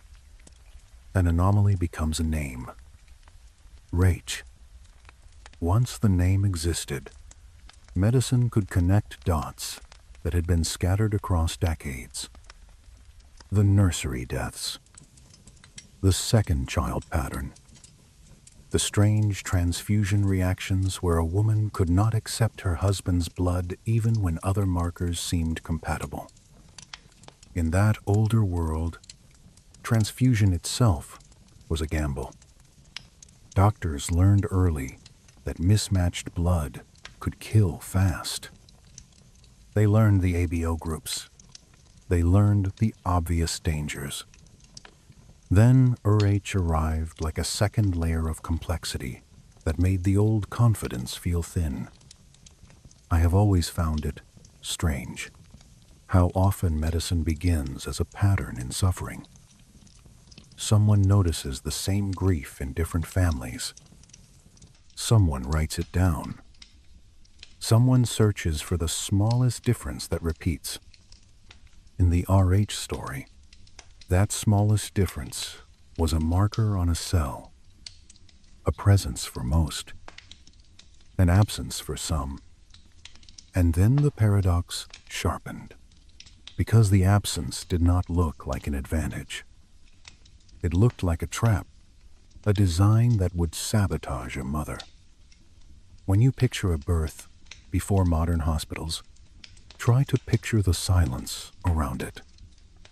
A house at night, a single lamp, a bowl of water warming near a fire, a midwife washing her hands, not with sterile technique as we know it, but with care, with experience, with the knowledge that clean hands can be the difference between a fever and a recovery. Outside, wind. Inside, breath. A woman gripping cloth. A man pacing in another room. The baby arrives, sometimes with a cry, sometimes with a weak sound like a small bird, sometimes with stillness that makes everyone hold their own breath. For most of history, people did not have a way to explain why one newborn thrived and another did not. They saw patterns. They invented stories. Some blamed the moon. Some blamed spirits. Some blamed a family line. If a second child died after the first lived, it could feel like a message. It could feel like a judgment. It could feel like someone was counting, and the count was turning against you. When RH incompatibility was finally named, it did not remove the sorrow, but it removed some of the shame. It was not a moral failing. It was not a curse chosen by a god. It was antibodies doing their ancient work in an intimate place. Even the word antibody sounds sharp, but the process is simple. A lock recognizes a key. A guard recognizes a face. A pattern is marked as foreign. In another context, it saves your life. In pregnancy, it can become a misunderstanding. So in the wards, when doctors began to test mothers and fathers, when they began to compare HH status and track outcomes, the hospital became a kind of map room, not of nations, of families, of inheritance. A mother with Rh negative, a father with Rh positive, a first baby safe, a second baby at risk, a risk that rises as the immune memory strengthens. If you are listening late at night, you may feel that the story is heavy. So let me soften it with a small detail. The injection itself is not dramatic. It is a small moment. A sleeve rolled up. A swab of cool alcohol on the skin. A brief sting. A bandage. Then the mother returns to her baby. The baby smells like milk and warm cloth. The room hums. Somewhere, a door clicks shut. Life continues. That is how many of the greatest changes arrive. Not with thunder. With routine. Still, the map of Rh negative remains. The distribution across populations. The high frequencies among certain groups. The low frequencies in others. It suggests history. Migration. Isolation. Mountains and coasts, where communities stayed close and patterns persisted. In this part, we have walked through the darkest practical edge of the Rh mystery, the one that touched mothers and newborns. We have also seen the gentler edge, medicine, learning to protect. When you are ready, we can let the corridor lights dim again. We can let the lab glass gleam and then fade. We can return to the fire and to the quieter question of why this variant became common in some places at all, and why people still build myths on top of it. Now the scene shifts. Not to another country. Not to another century. To a screen glowing in a dark room. To a late-night search. To a person reading their blood card and feeling a small jolt, as if they have discovered a hidden label on their own body. Rh negative can feel like a secret. It is not visible on the face. You learn it in a clinic, or from a parent, or from a donation center. The nurse says it gently. Negative. And suddenly the mind begins to ask for a story. This is where the folklore begins. Not with priests, with forums, with lists, with people comparing notes and recognizing themselves in each other. Some say Rh negative people have lower blood pressure. Some say they run colder. Some say they are sensitive to bright light. Some say they faint more easily in heat. Some say they have unusual eye colors. Green, hazel, eyes that seem to shift with the weather. Many of these traits travel with ancestry. Lighter eyes and lighter skin are more common in some of the same regions where HH negative is more frequent. So the traits can cluster in the same population without being caused by the Rh factor itself. It is easy to connect dots. It is human to do it. Then the claims reach further. Higher intuition, stronger empathy, vivid dreams, a feeling of not belonging, a sense of knowing when danger is near. When you read enough of these accounts, you begin to see a pattern that is quieter than the claims. People are describing temperament. They are describing sensitivity. They are describing the ache of being different. The blood type becomes a language for that ache. Science has looked for strong links between Rh status and personality. So far, the evidence does not support large, consistent effects. Any differences that appear in small studies are often modest, contested, difficult to reproduce. Human behavior is shaped by many genes and many life experiences. A single antigen on red blood cells is not a reliable switch for intelligence or empathy. That does not mean the experiences people describe are fake. It means the cause may be elsewhere, in upbringing, in culture, in expectation, in the way the mind looks for meaning. There is a concept in psychology called the Barnum effect. People tend to see themselves in broad descriptions. You are sensitive. You feel misunderstood. You notice details others miss. These can fit many people. If you already believe your blood makes you rare, the description feels personal. It feels like proof. A different culture built a different myth. In Japan, many people have long played with blood type personality theory focused on the ABO system. Type A is said to be organized. Type B is said to be free. Type O is said to be bold. Type AB is said to be complex. It is a social game for many, but it can also become a source of judgment. Some people have even used the term blood harassment for discrimination based on blood type. Again, the science does not support strong personality determination from blood type. But the story persists because it is simple. It is memorable. It offers identity.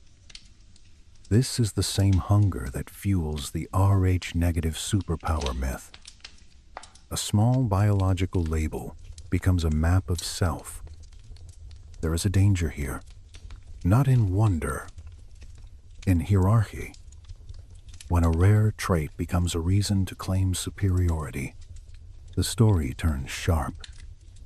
It divides. It encourages people to see others as lesser. That is the moment when a bedtime mystery becomes harmful. So the calm path is to keep the wonder while refusing the hierarchy. Rh-negative is not proof of being more human or less. It is variation. A small difference in a large shared design. Now let us return to the practical world. A place where Rh-negative matters without myth. The emergency room. Imagine bright lights. A stretcher. A person losing blood fast. The staff does not know their name yet. They do not know their history. They need blood that is least likely to trigger a dangerous reaction.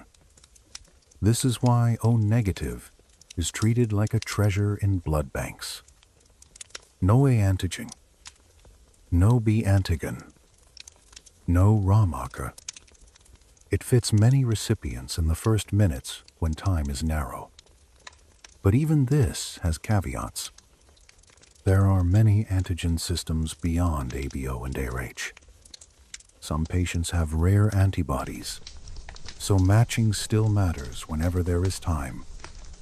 Still, O-negative remains a critical tool in emergencies.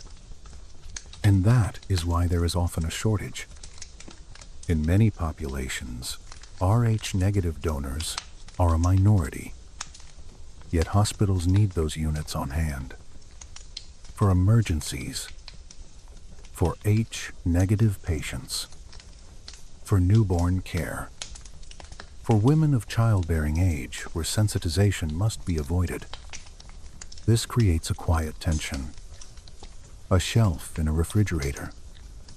A label. A count of units. Numbers that can fall. Numbers that must be replenished. Donation campaigns that call out for O-negative. A phone message. A text. A reminder that some people carry a scarcity that can become life-saving. Researchers have also studied whether blood type affects disease risk. There have been suggestions of small correlations in some conditions. During the COVID-19 pandemic, some early analyses suggested that type O might be associated with slightly lower risk and type A with slightly higher risk in certain datasets. Some studies also looked at Rh status and found hints of modest differences. The picture remains complex. Many factors matter far more.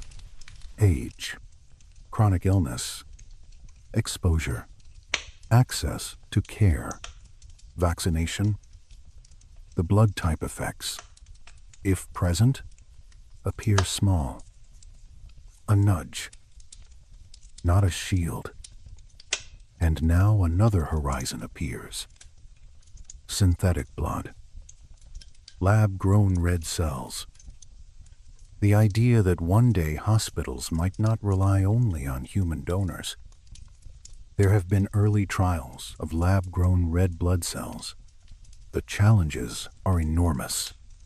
Scaling, cost, safety, regulation. Still, the direction is real. If it becomes routine, the shortage pressure on rare types could ease. The myth of special blood might fade, but the need to understand rare antigen profiles would remain, because designing universal cells requires knowledge of what immune systems react to and what they ignore. So where does that leave the mystery? In a balanced place. Rh-negative blood is not alien. There is no good evidence that it proves ancient visitors or lost continents. The more grounded view is genetics, drift, migration, possibly subtle selection pressures. At the same time, the distribution patterns remain interesting. The high frequencies in certain Western European and refuge populations, the scarcity in many others. There are still open questions about why this variant spread the way it did. There are still areas where data is limited, especially in ancient DNA. Science has answers and also gaps. If you are Rh negative and you have ever felt different, you do not need to borrow an extreme story to explain your life.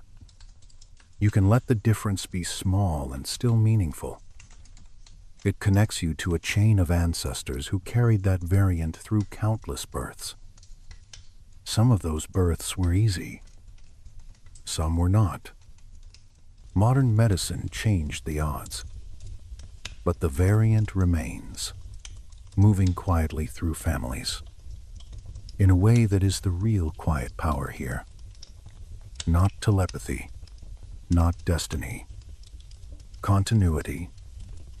Your heart is beating. Your blood is moving. Each red cell is carrying oxygen in the same ancient way. The labels we place on it are just labels. The work it does is constant. And if you ever choose to donate, especially if you are O negative, you become part of another kind of ancestry, a modern network of survival that does not require myths. Only steady generosity. Take a slow breath. Feel your chest rise. Feel it fall. Let the stories on the screen dim. Let the lists soften. Let the numbers become gentle background. In the next part, we will gather all the threads, the map, the palace, the ward, the myth, the blood bank. We will hold them in one calm hand. We will let the mystery remain where it belongs, as a quiet question, not a weapon, not a badge, just a reminder that even inside the most ordinary body, there are still corners of the past we are learning to read. There is also a darker historical stage where blood became a metaphor for power. Royal houses in Europe spoke of blue blood. They married within narrow circles. They kept family trees like locked cabinets. They did not know genes, but they knew inheritance. They could see that traits repeated. They could see that some illnesses arrived again and again. One famous thread runs through Queen Victoria and her descendants. Hemophilia appeared like a quiet curse in sons who could not clot. A small injury could become dangerous. Mothers watched.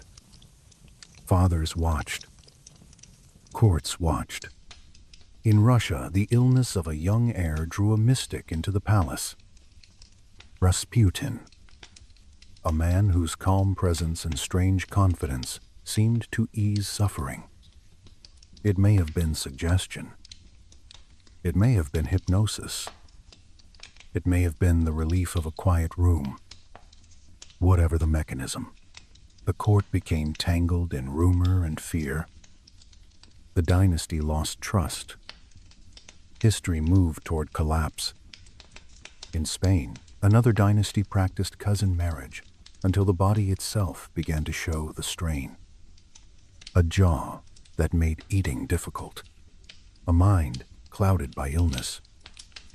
A king without heirs. The family tree looping back on itself again and again. These stories are not proof of special blood. They are warnings about isolation. They show how quickly a closed pool can concentrate harm. People later noticed that some royal lines had higher rates of Rh-negative blood. It is tempting to turn that into a secret. But math can explain a lot. If a trait is present in a small group that keeps marrying within itself, the trait can become more common in that line. No prophecy required. Still, I understand the pull. When you hear the word bloodline, you can almost hear old doors closing, old halls echoing, a candle on stone, a whisper behind a tapestry. It feels like a story already. Now come the maps. Researchers testing populations found that Rh-negative is not evenly distributed. It clusters. Western Europe shows higher rates than many regions of Africa and Asia. The Basque country between Spain and France is often named because the frequency there can be striking. The Basque language is also unusual, unrelated to Indo-European families as far as linguists can tell. So blood and language sit together like two old stones on the same ridge. It suggests deep roots. It suggests a population that remained distinct while migrations flowed around it. Mountains can do that. Mountains keep fog in valleys. Mountains slow travelers. They create places where names and genes can linger longer than they do on open plains. When you imagine Rh-negative persisting, imagine a small village where winter closes roads. Imagine families who marry nearby because far is difficult. Imagine a rhythm of life that repeats. In that rhythm, a variant can rise by drift. A founder effect. A few ancestors carrying it. Generation after generation. The map becomes a memory. Some researchers also point to other refuge regions. Atlantic coasts, islands, mountain communities. The pattern is suggestive, not definitive, but suggestive. This is where science and myth meet. Science offers population models. Myth offers a narrative. Atlantes, ancient astronauts, Nephilim. These stories are vivid. They fit the emotional shape of rarity. Yet the evidence for them is not solid. It is healthier to keep them in the realm of metaphor, a way of expressing wonder, not a claim about literal origin. You can hold wonder without surrendering to certainty. You can say, "It is interesting that this trait clusters." You can also say, "We do not have proof of a cosmic intervention." That balance is gentle. It lets you sleep. So when you feel the pull of secret identity, you can let it soften into something simpler. You are part of a family tree that reaches back through ice ages and wars and epidemics. Your blood type is one small branch, not the whole tree, not your destiny. And now the practical world returns, because the body always returns to function. Red cells carry oxygen. Antibodies patrol. Hospitals keep lists. Blood banks keep shelves. A night shift worker checks temperatures. A label is read twice. A unit is moved to the front because it is older. A freezer hums. Outside, rain taps a window. Inside, a quiet urgency. If you ever picture the so-called universal donor shelf, imagine it not as legend, but as a small rectangle of space in a refrigerator. Plastic bags stacked. Numbers written on a clipboard. Each bag the size of a hand. Each bag a possible turning point for someone you will never meet. This is where the real meaning of rare blood lives. In anonymity, in quiet exchange, in the way one body can help another without ever knowing their name. Let that thought settle. It is steady. It is human. It is enough to carry you forward into the next part, where the story becomes even softer, gathering its threads and letting them drift into a calm ending. The fire beside me has settled into a slow rhythm, the kind that makes the room feel older than the hour. You can hear it if you listen closely.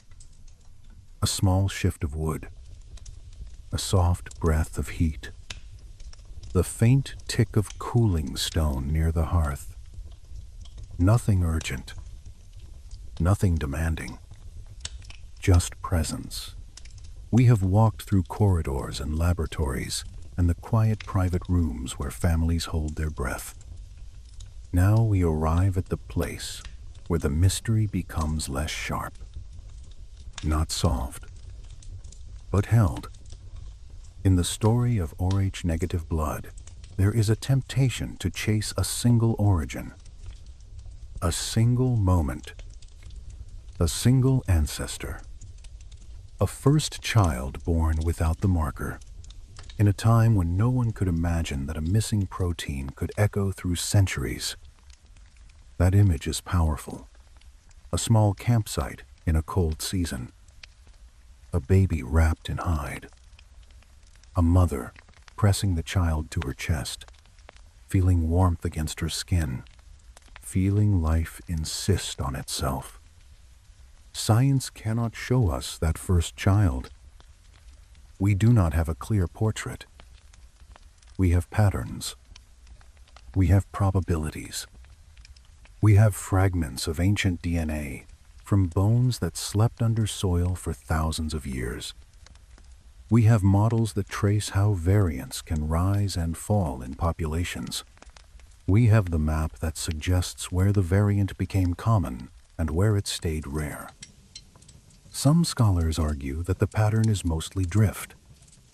Small populations, isolation, a founder effect, a few families carrying the variant, mountains and coasts slowing the flow of newcomers, a trait that is not strongly helpful or strongly harmful for most people, persisting simply because chance can be stubborn.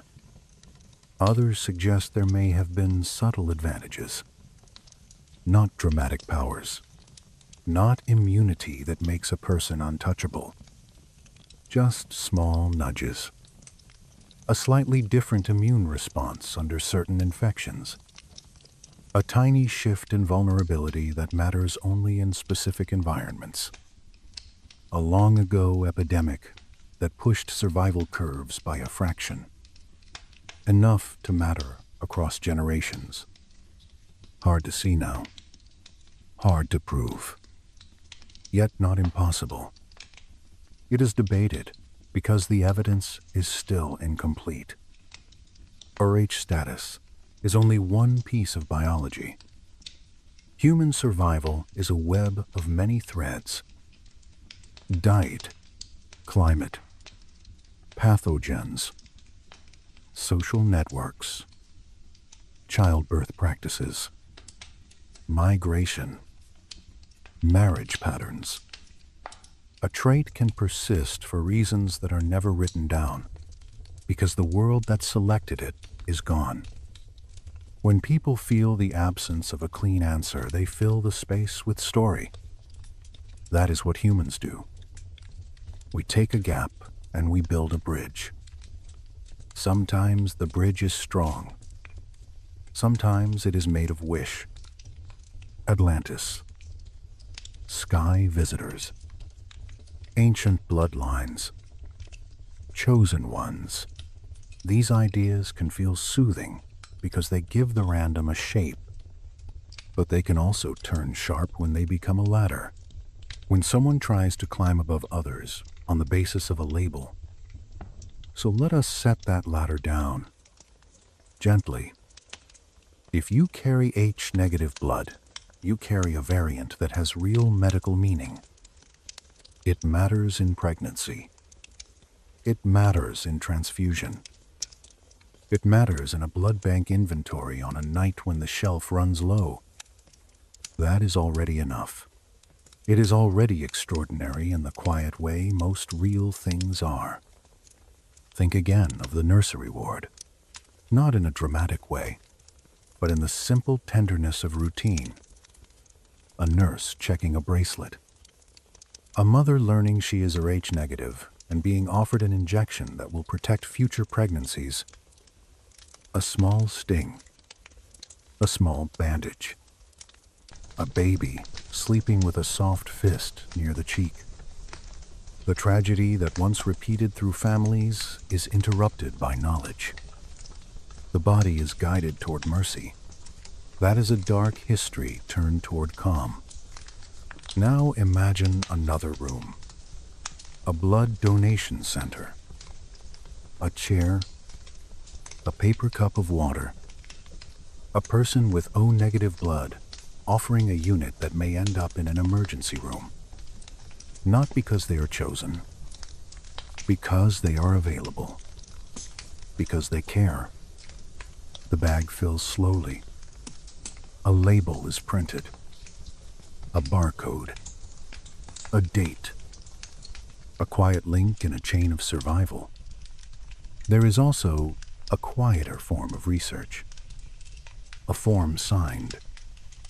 A vial of blood taken for a study. A questionnaire answered. A participation that does not feel heroic, yet it feeds the future. When scientists try to understand rare traits, they need numbers. They need enough people to see patterns clearly. Each participant is a dot on the map. Together, the dots become a shape that can be trusted. In the coming decades, genetic data will continue to grow. Ancient DNA methods will improve. We will read deeper into the past. We may find earlier evidence of the Rh-negative variants in places we have not yet sampled. We may discover that different deletions or changes in the same gene arose more than once. We may learn that the story is not one origin but several, converging in different valleys of history. Or we may learn something simpler. That chance and isolation are enough. That a trait can persist without a grand purpose. That some of the grief our ancestors endured was not a lesson. It was a cost of living in a messy world. That thought can feel heavy, yet it can also be strangely peaceful. It means you do not have to be special for your life to matter. You do not have to carry a cosmic mission. You are enough because you are here. Breathing. Listening. Heart beating in the steady old way. If you are not Rh negative, the story still belongs to you. Because the story is not only about a minority, it is about how fragile reproduction can be, how blood can be both a gift and a hazard. How knowledge can soften the sharpest edges of biology, and how humans respond to mystery with both science and myth. Now let us bring the images closer to this room again. Candlelight. Dust drifting in the air near the shelf. The hush of a museum where old medical instruments rest behind glass. A brosseringe. A faded ledger. A photograph of a laboratory bench. These objects hold the memory of efforts made by people who wanted fewer mothers to mourn. You can let your thoughts slow. Let the muscles around your eyes loosen. Let your jaw rest. The mind does not need to solve the puzzle tonight. It only needs to feel the warmth of understanding. Not perfect, but enough. In the next part, we will close the circle. We will return to the heartbeat. We will leave the myths on the doorstep and take the calm truth inside. A small protein missing. A pregnancy paradox that once took lives. A medical answer that now protects many. A map of human history that is still being drawn. And a quiet invitation to rest. If you were standing here with me, you might notice how the air changes when the fire shifts. The warmth moves like a slow tide across the room. It touches your hands first, then your cheeks, then it fades and returns. This is the rhythm I want for the rest of our journey. A rhythm that does not rush. Let us revisit the map for a moment, not as a chart on a screen, but as a landscape you can walk through in your mind. The Pyrenees rise like dark shoulders between Spain and France. Valleys hold mist in the morning. Sheep bells carry through thin air. A stone village clings to a slope. In such places, language can survive like a seed in a crack, protected from the winds of conquest. The Basque tongue, Euskara, still spoken, still distinct, is one of those seeds. And alongside it, the higher frequency of Rh-negative blood, a pattern that makes researchers lean closer. Along the Atlantic fringe, the sea is always present. Salt on windows, rope fibers rough against palm, fishing boats rocking in harbor. In regions like Ireland, Scotland, Wales, Brittany, the numbers often rise again. It is not proof of magic. It is a clue about isolation and continuity. A reminder that geography can be a kind of archive.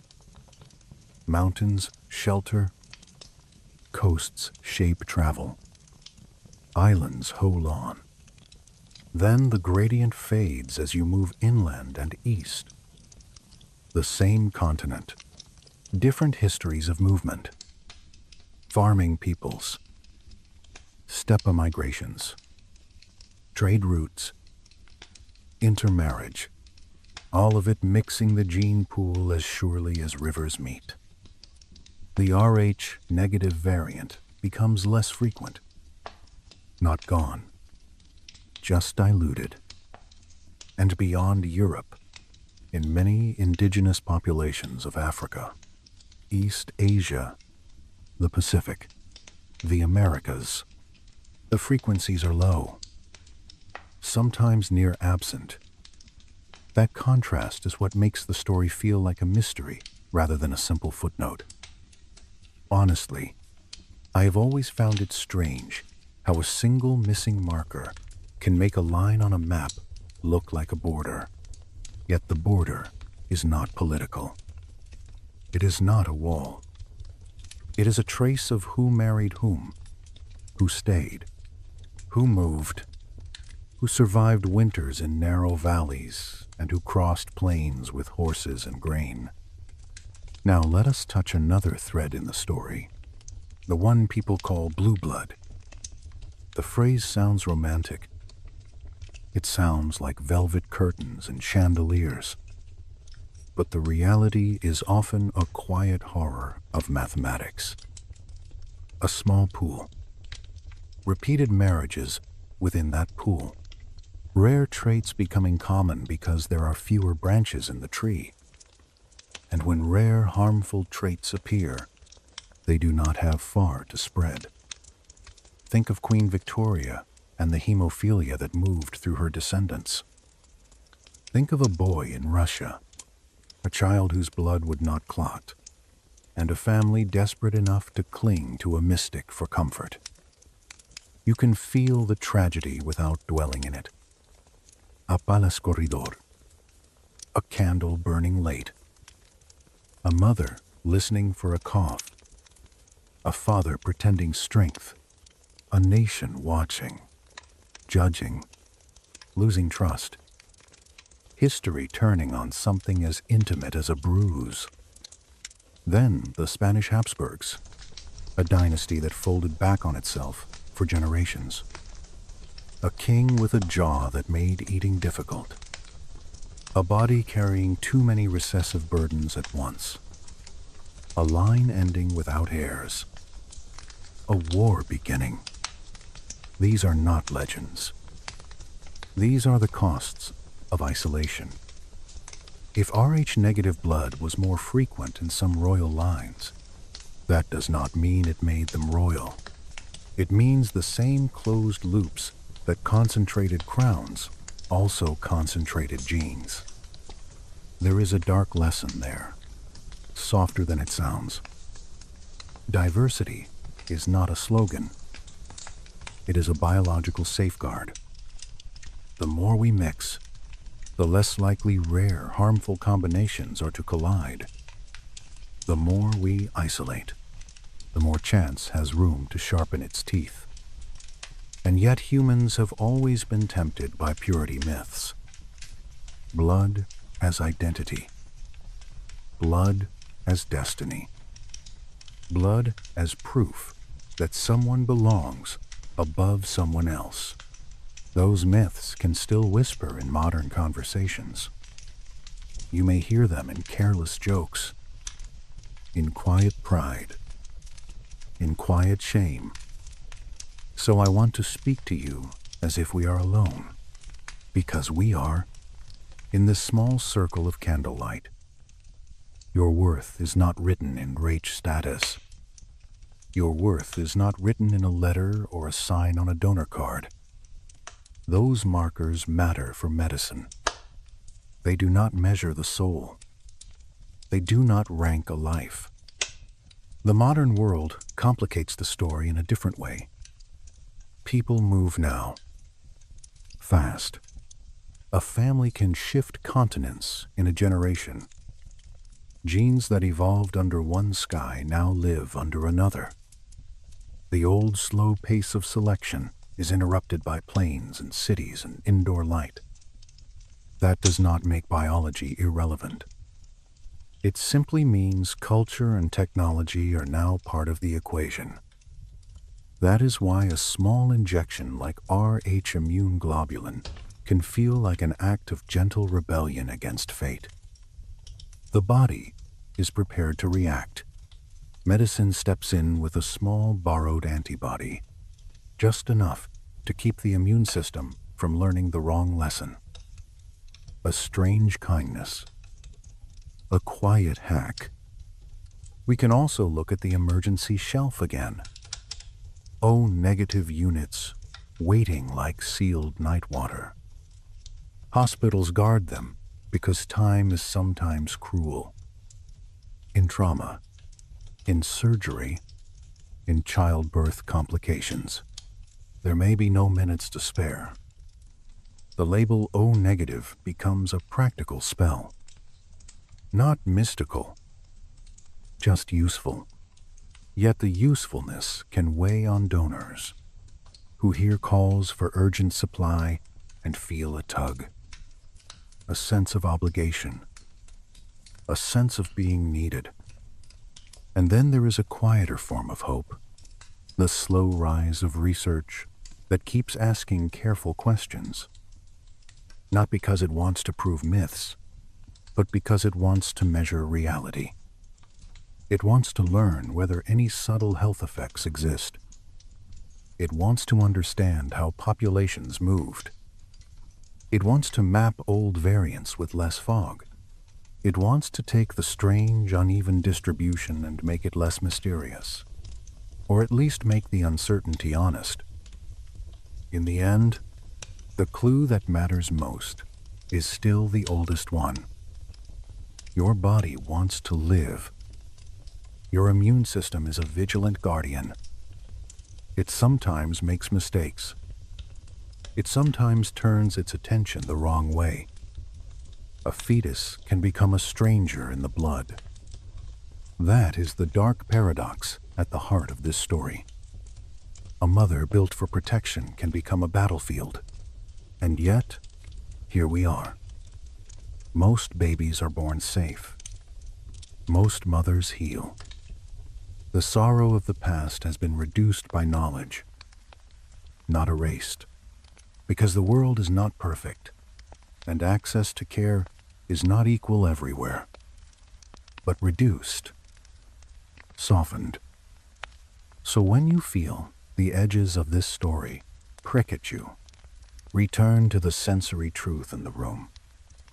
The warmth of the fire, the scent of wax, the quiet weight of night, the way your breath keeps happening without instruction.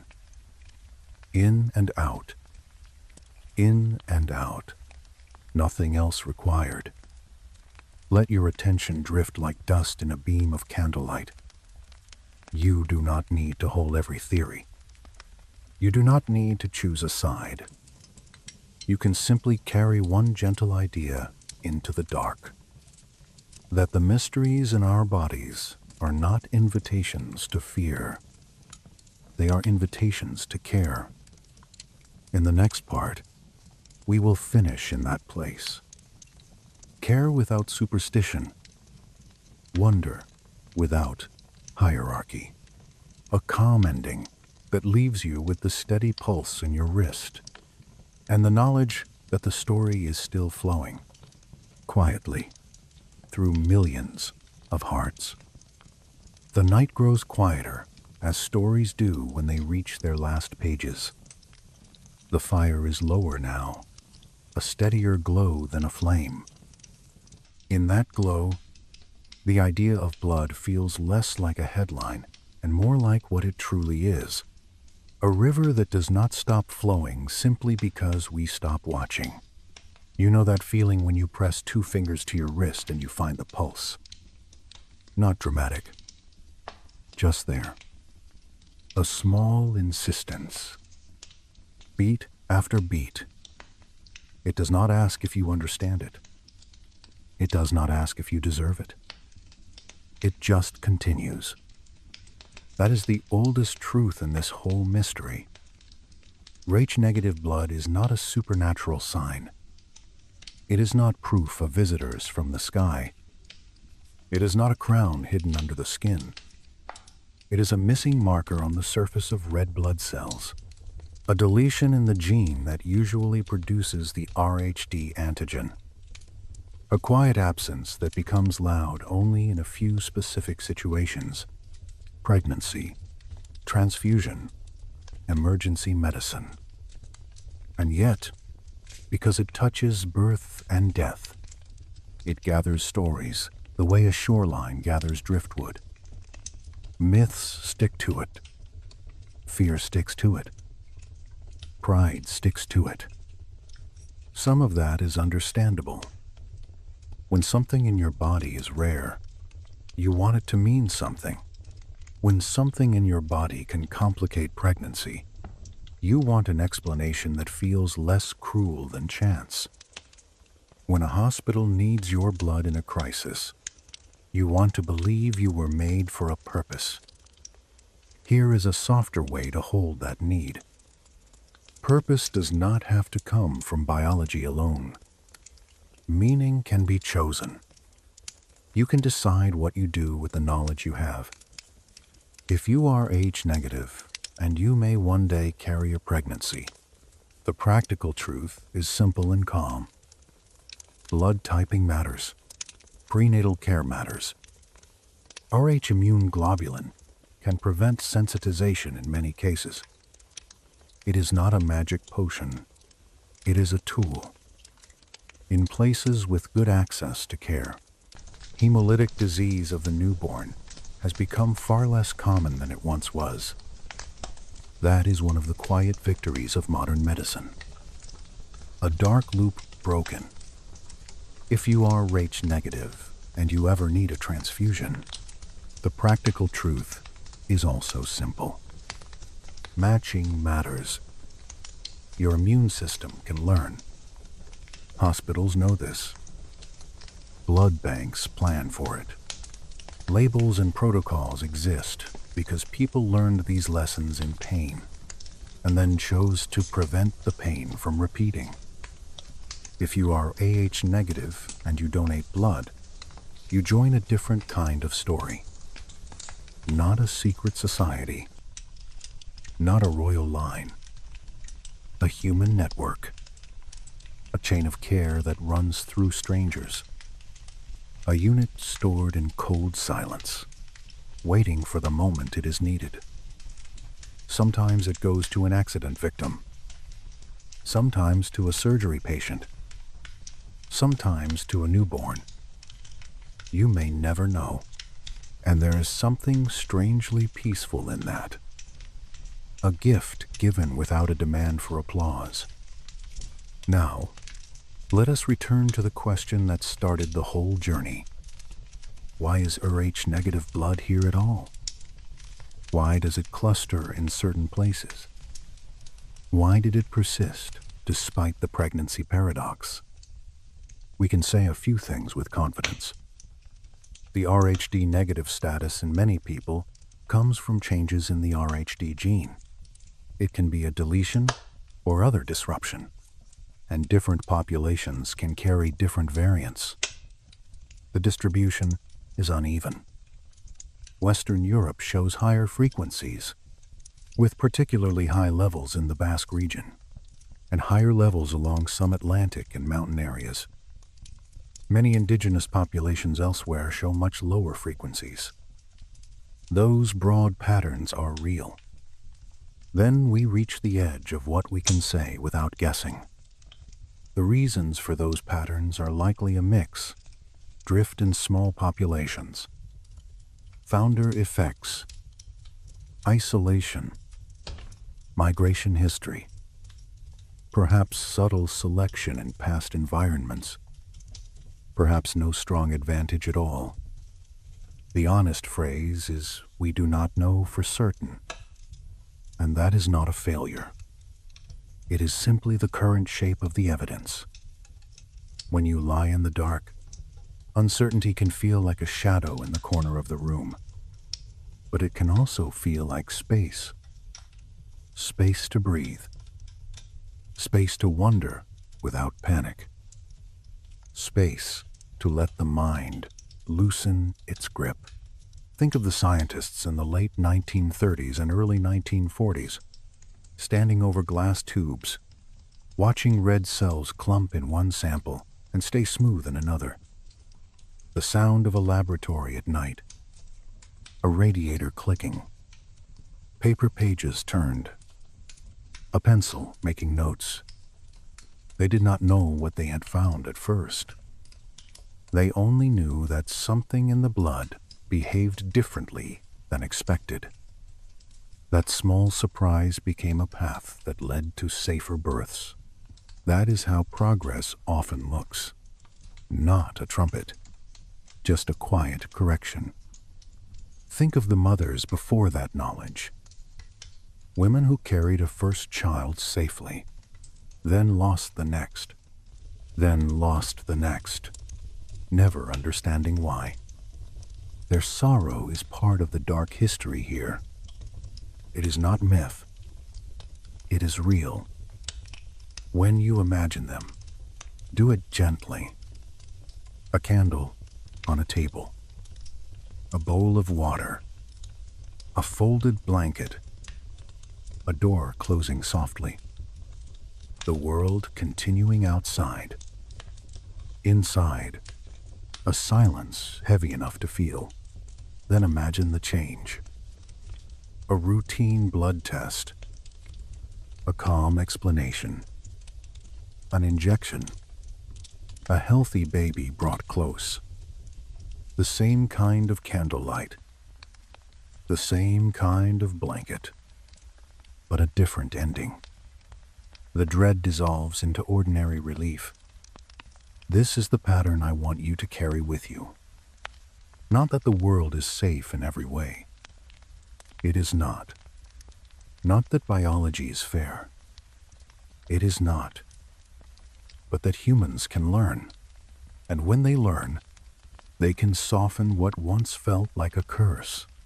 Now, there is one more strand we can lay down carefully. The strand of identity. The temptation to say, I am this blood type. Therefore, I am this kind of person. Smarter, colder, more sensitive, destined. The evidence for those claims is weak and inconsistent. Some small studies find tiny differences in some contexts. Many do not. Personality is shaped by too many factors to be pinned to a single marker. Still, I will not mock the feeling beneath those stories. Many people do feel different. Many people do feel more sensitive to light or crowded rooms. Many people do have vivid dreams. But those experiences belong to the whole human species. They do not require an antigen to be real. They are part of being a nervous system in a complicated world.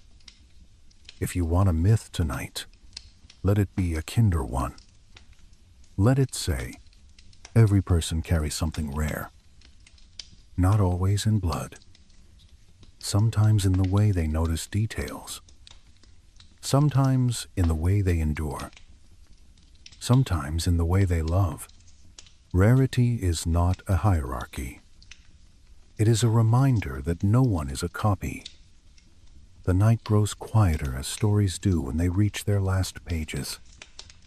The fire is lower now, a steadier glow than a flame. In that glow, the idea of blood feels less like a headline and more like what it truly is. A river that does not stop flowing simply because we stopped watching. Before you drift too far, I want to take you through one last hallway, a modern one. A hospital corridor at an hour when most windows are dark. The floor reflects the ceiling lights in long, pale strips. A cart rolls slowly. Rubber wheels whisper. Somewhere, a monitor makes a soft, steady beep. A nurse pauses at a door and reads a name, then checks a blood type, then checks it again. This is the everyday ritual that keeps strangers safe. In emergency rooms, there is a particular kind of quiet. It is not peaceful exactly. It is focused. People move with calm speed. Hands wash. Gloves snap on. Paperwork is clipped. When a patient arrives with heavy blood loss, the staff cannot afford a debate about origins. They cannot afford myth. They need compatibility. They need a unit that will not trigger a deadly reaction. This is where the phrase universal donor is often spoken. But even that phrase is simplified.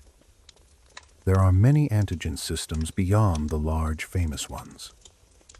Still, in those first minutes, O negative can be the safest first key because it lacks the A and B markers and lacks the RHD marker. It is not perfect. It is just the best first move when time is thin. That practical truth is part of why Rh negative blood gathers a reputation. it becomes valuable. Valuable things attract stories. Some people hear that value and they turn it into destiny. They say, if my blood can go into anyone, then I must be different. They say, if my blood is rare, then my mind must be rare. They say, if my body carries a minus sign, then I must have come from somewhere else. I understand the pull. The world is chaotic. A story that makes you chosen can feel like a light in the chaos. But there is another kind of light. The one that comes from the simple fact that medicine is made of cooperation. Donors, nurses, lab technicians, drivers who move coolers from one building to another, people who type and cross-match and discard units that fail screening.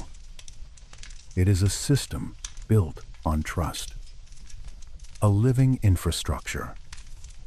Your blood type does not make you above it. It makes you part of it. If you ever picture a blood bank, picture it slowly. A refrigerator door opening, a breath of cold air spilling out, rows of bags, each one dark and dense, each one labeled with letters and dates. The labels look ordinary. The contents are not. Inside each bag are countless cells carrying oxygen that could soon belong to another body. It is intimate without romance. It is the most practical form of compassion. When the symbols are playful, they can be harmless. They can even be comforting. A quick way to say, I feel seen. A quick way to say, I belong. But symbols become dangerous when they are used to rank, when they become excuses to exclude. When someone says, you are this type, therefore you cannot lead. You are this type, therefore you cannot be trusted. You are this blood, therefore you are superior. That is where the myth turns cruel. So let us keep the calm boundary clear. RH, negative blood, has medical implications. It can create risk in pregnancy without proper care. It can limit transfusion options. It can be valuable in emergencies. Beyond that, most claims about special powers are not supported by strong evidence. Some correlations may exist in narrow contexts, but they do not define a person. What defines a person is not a single marker. It is a whole life. It is choices and circumstances. It is the way someone treats others when no one is watching. It is the quiet resilience that gets a person through ordinary days and extraordinary ones. Now, one more quiet thought for the night. Evolution does not always write clean stories. Sometimes a trait persists because it helps.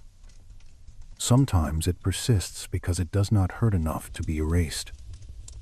Sometimes it persists because populations are small and chance is loud. Sometimes it persists because culture changes the rules. In the case of Rh negative blood, modern medicine has changed the rules in a profound way. It has reduced the cost that once made the trait so dark. That alone can change how selection acts, because what once reduced survival no longer does. In the same way, the future story will not be the same as the past story, and that is fine. The point is not to freeze the past into a verdict. The point is to understand that we live inside an unfinished book. So let the book rest. Stay with the simplest sensations. The air entering the nose cool and clean. The chest rising and falling without effort. The small weight of your hand against the sheet, the tiny sounds of night, a distant car, a settling building, the softest crackle as a coal shifts. Each one is a reminder that time is moving gently, and you can move with it. You can let the thoughts loosen, like knots, undoing, one by one, until there is only warmth and breath. Let the room return. The fire, the coals, the slow warmth fading into a steady comfort. The candle flames smaller now, shadows soft, the hush thick like cloth. You are safe enough to sleep. You do not need to be chosen to be precious. You are already a living continuation of countless ancestors who kept going. That is true for every blood type. That is true for every human. Good night.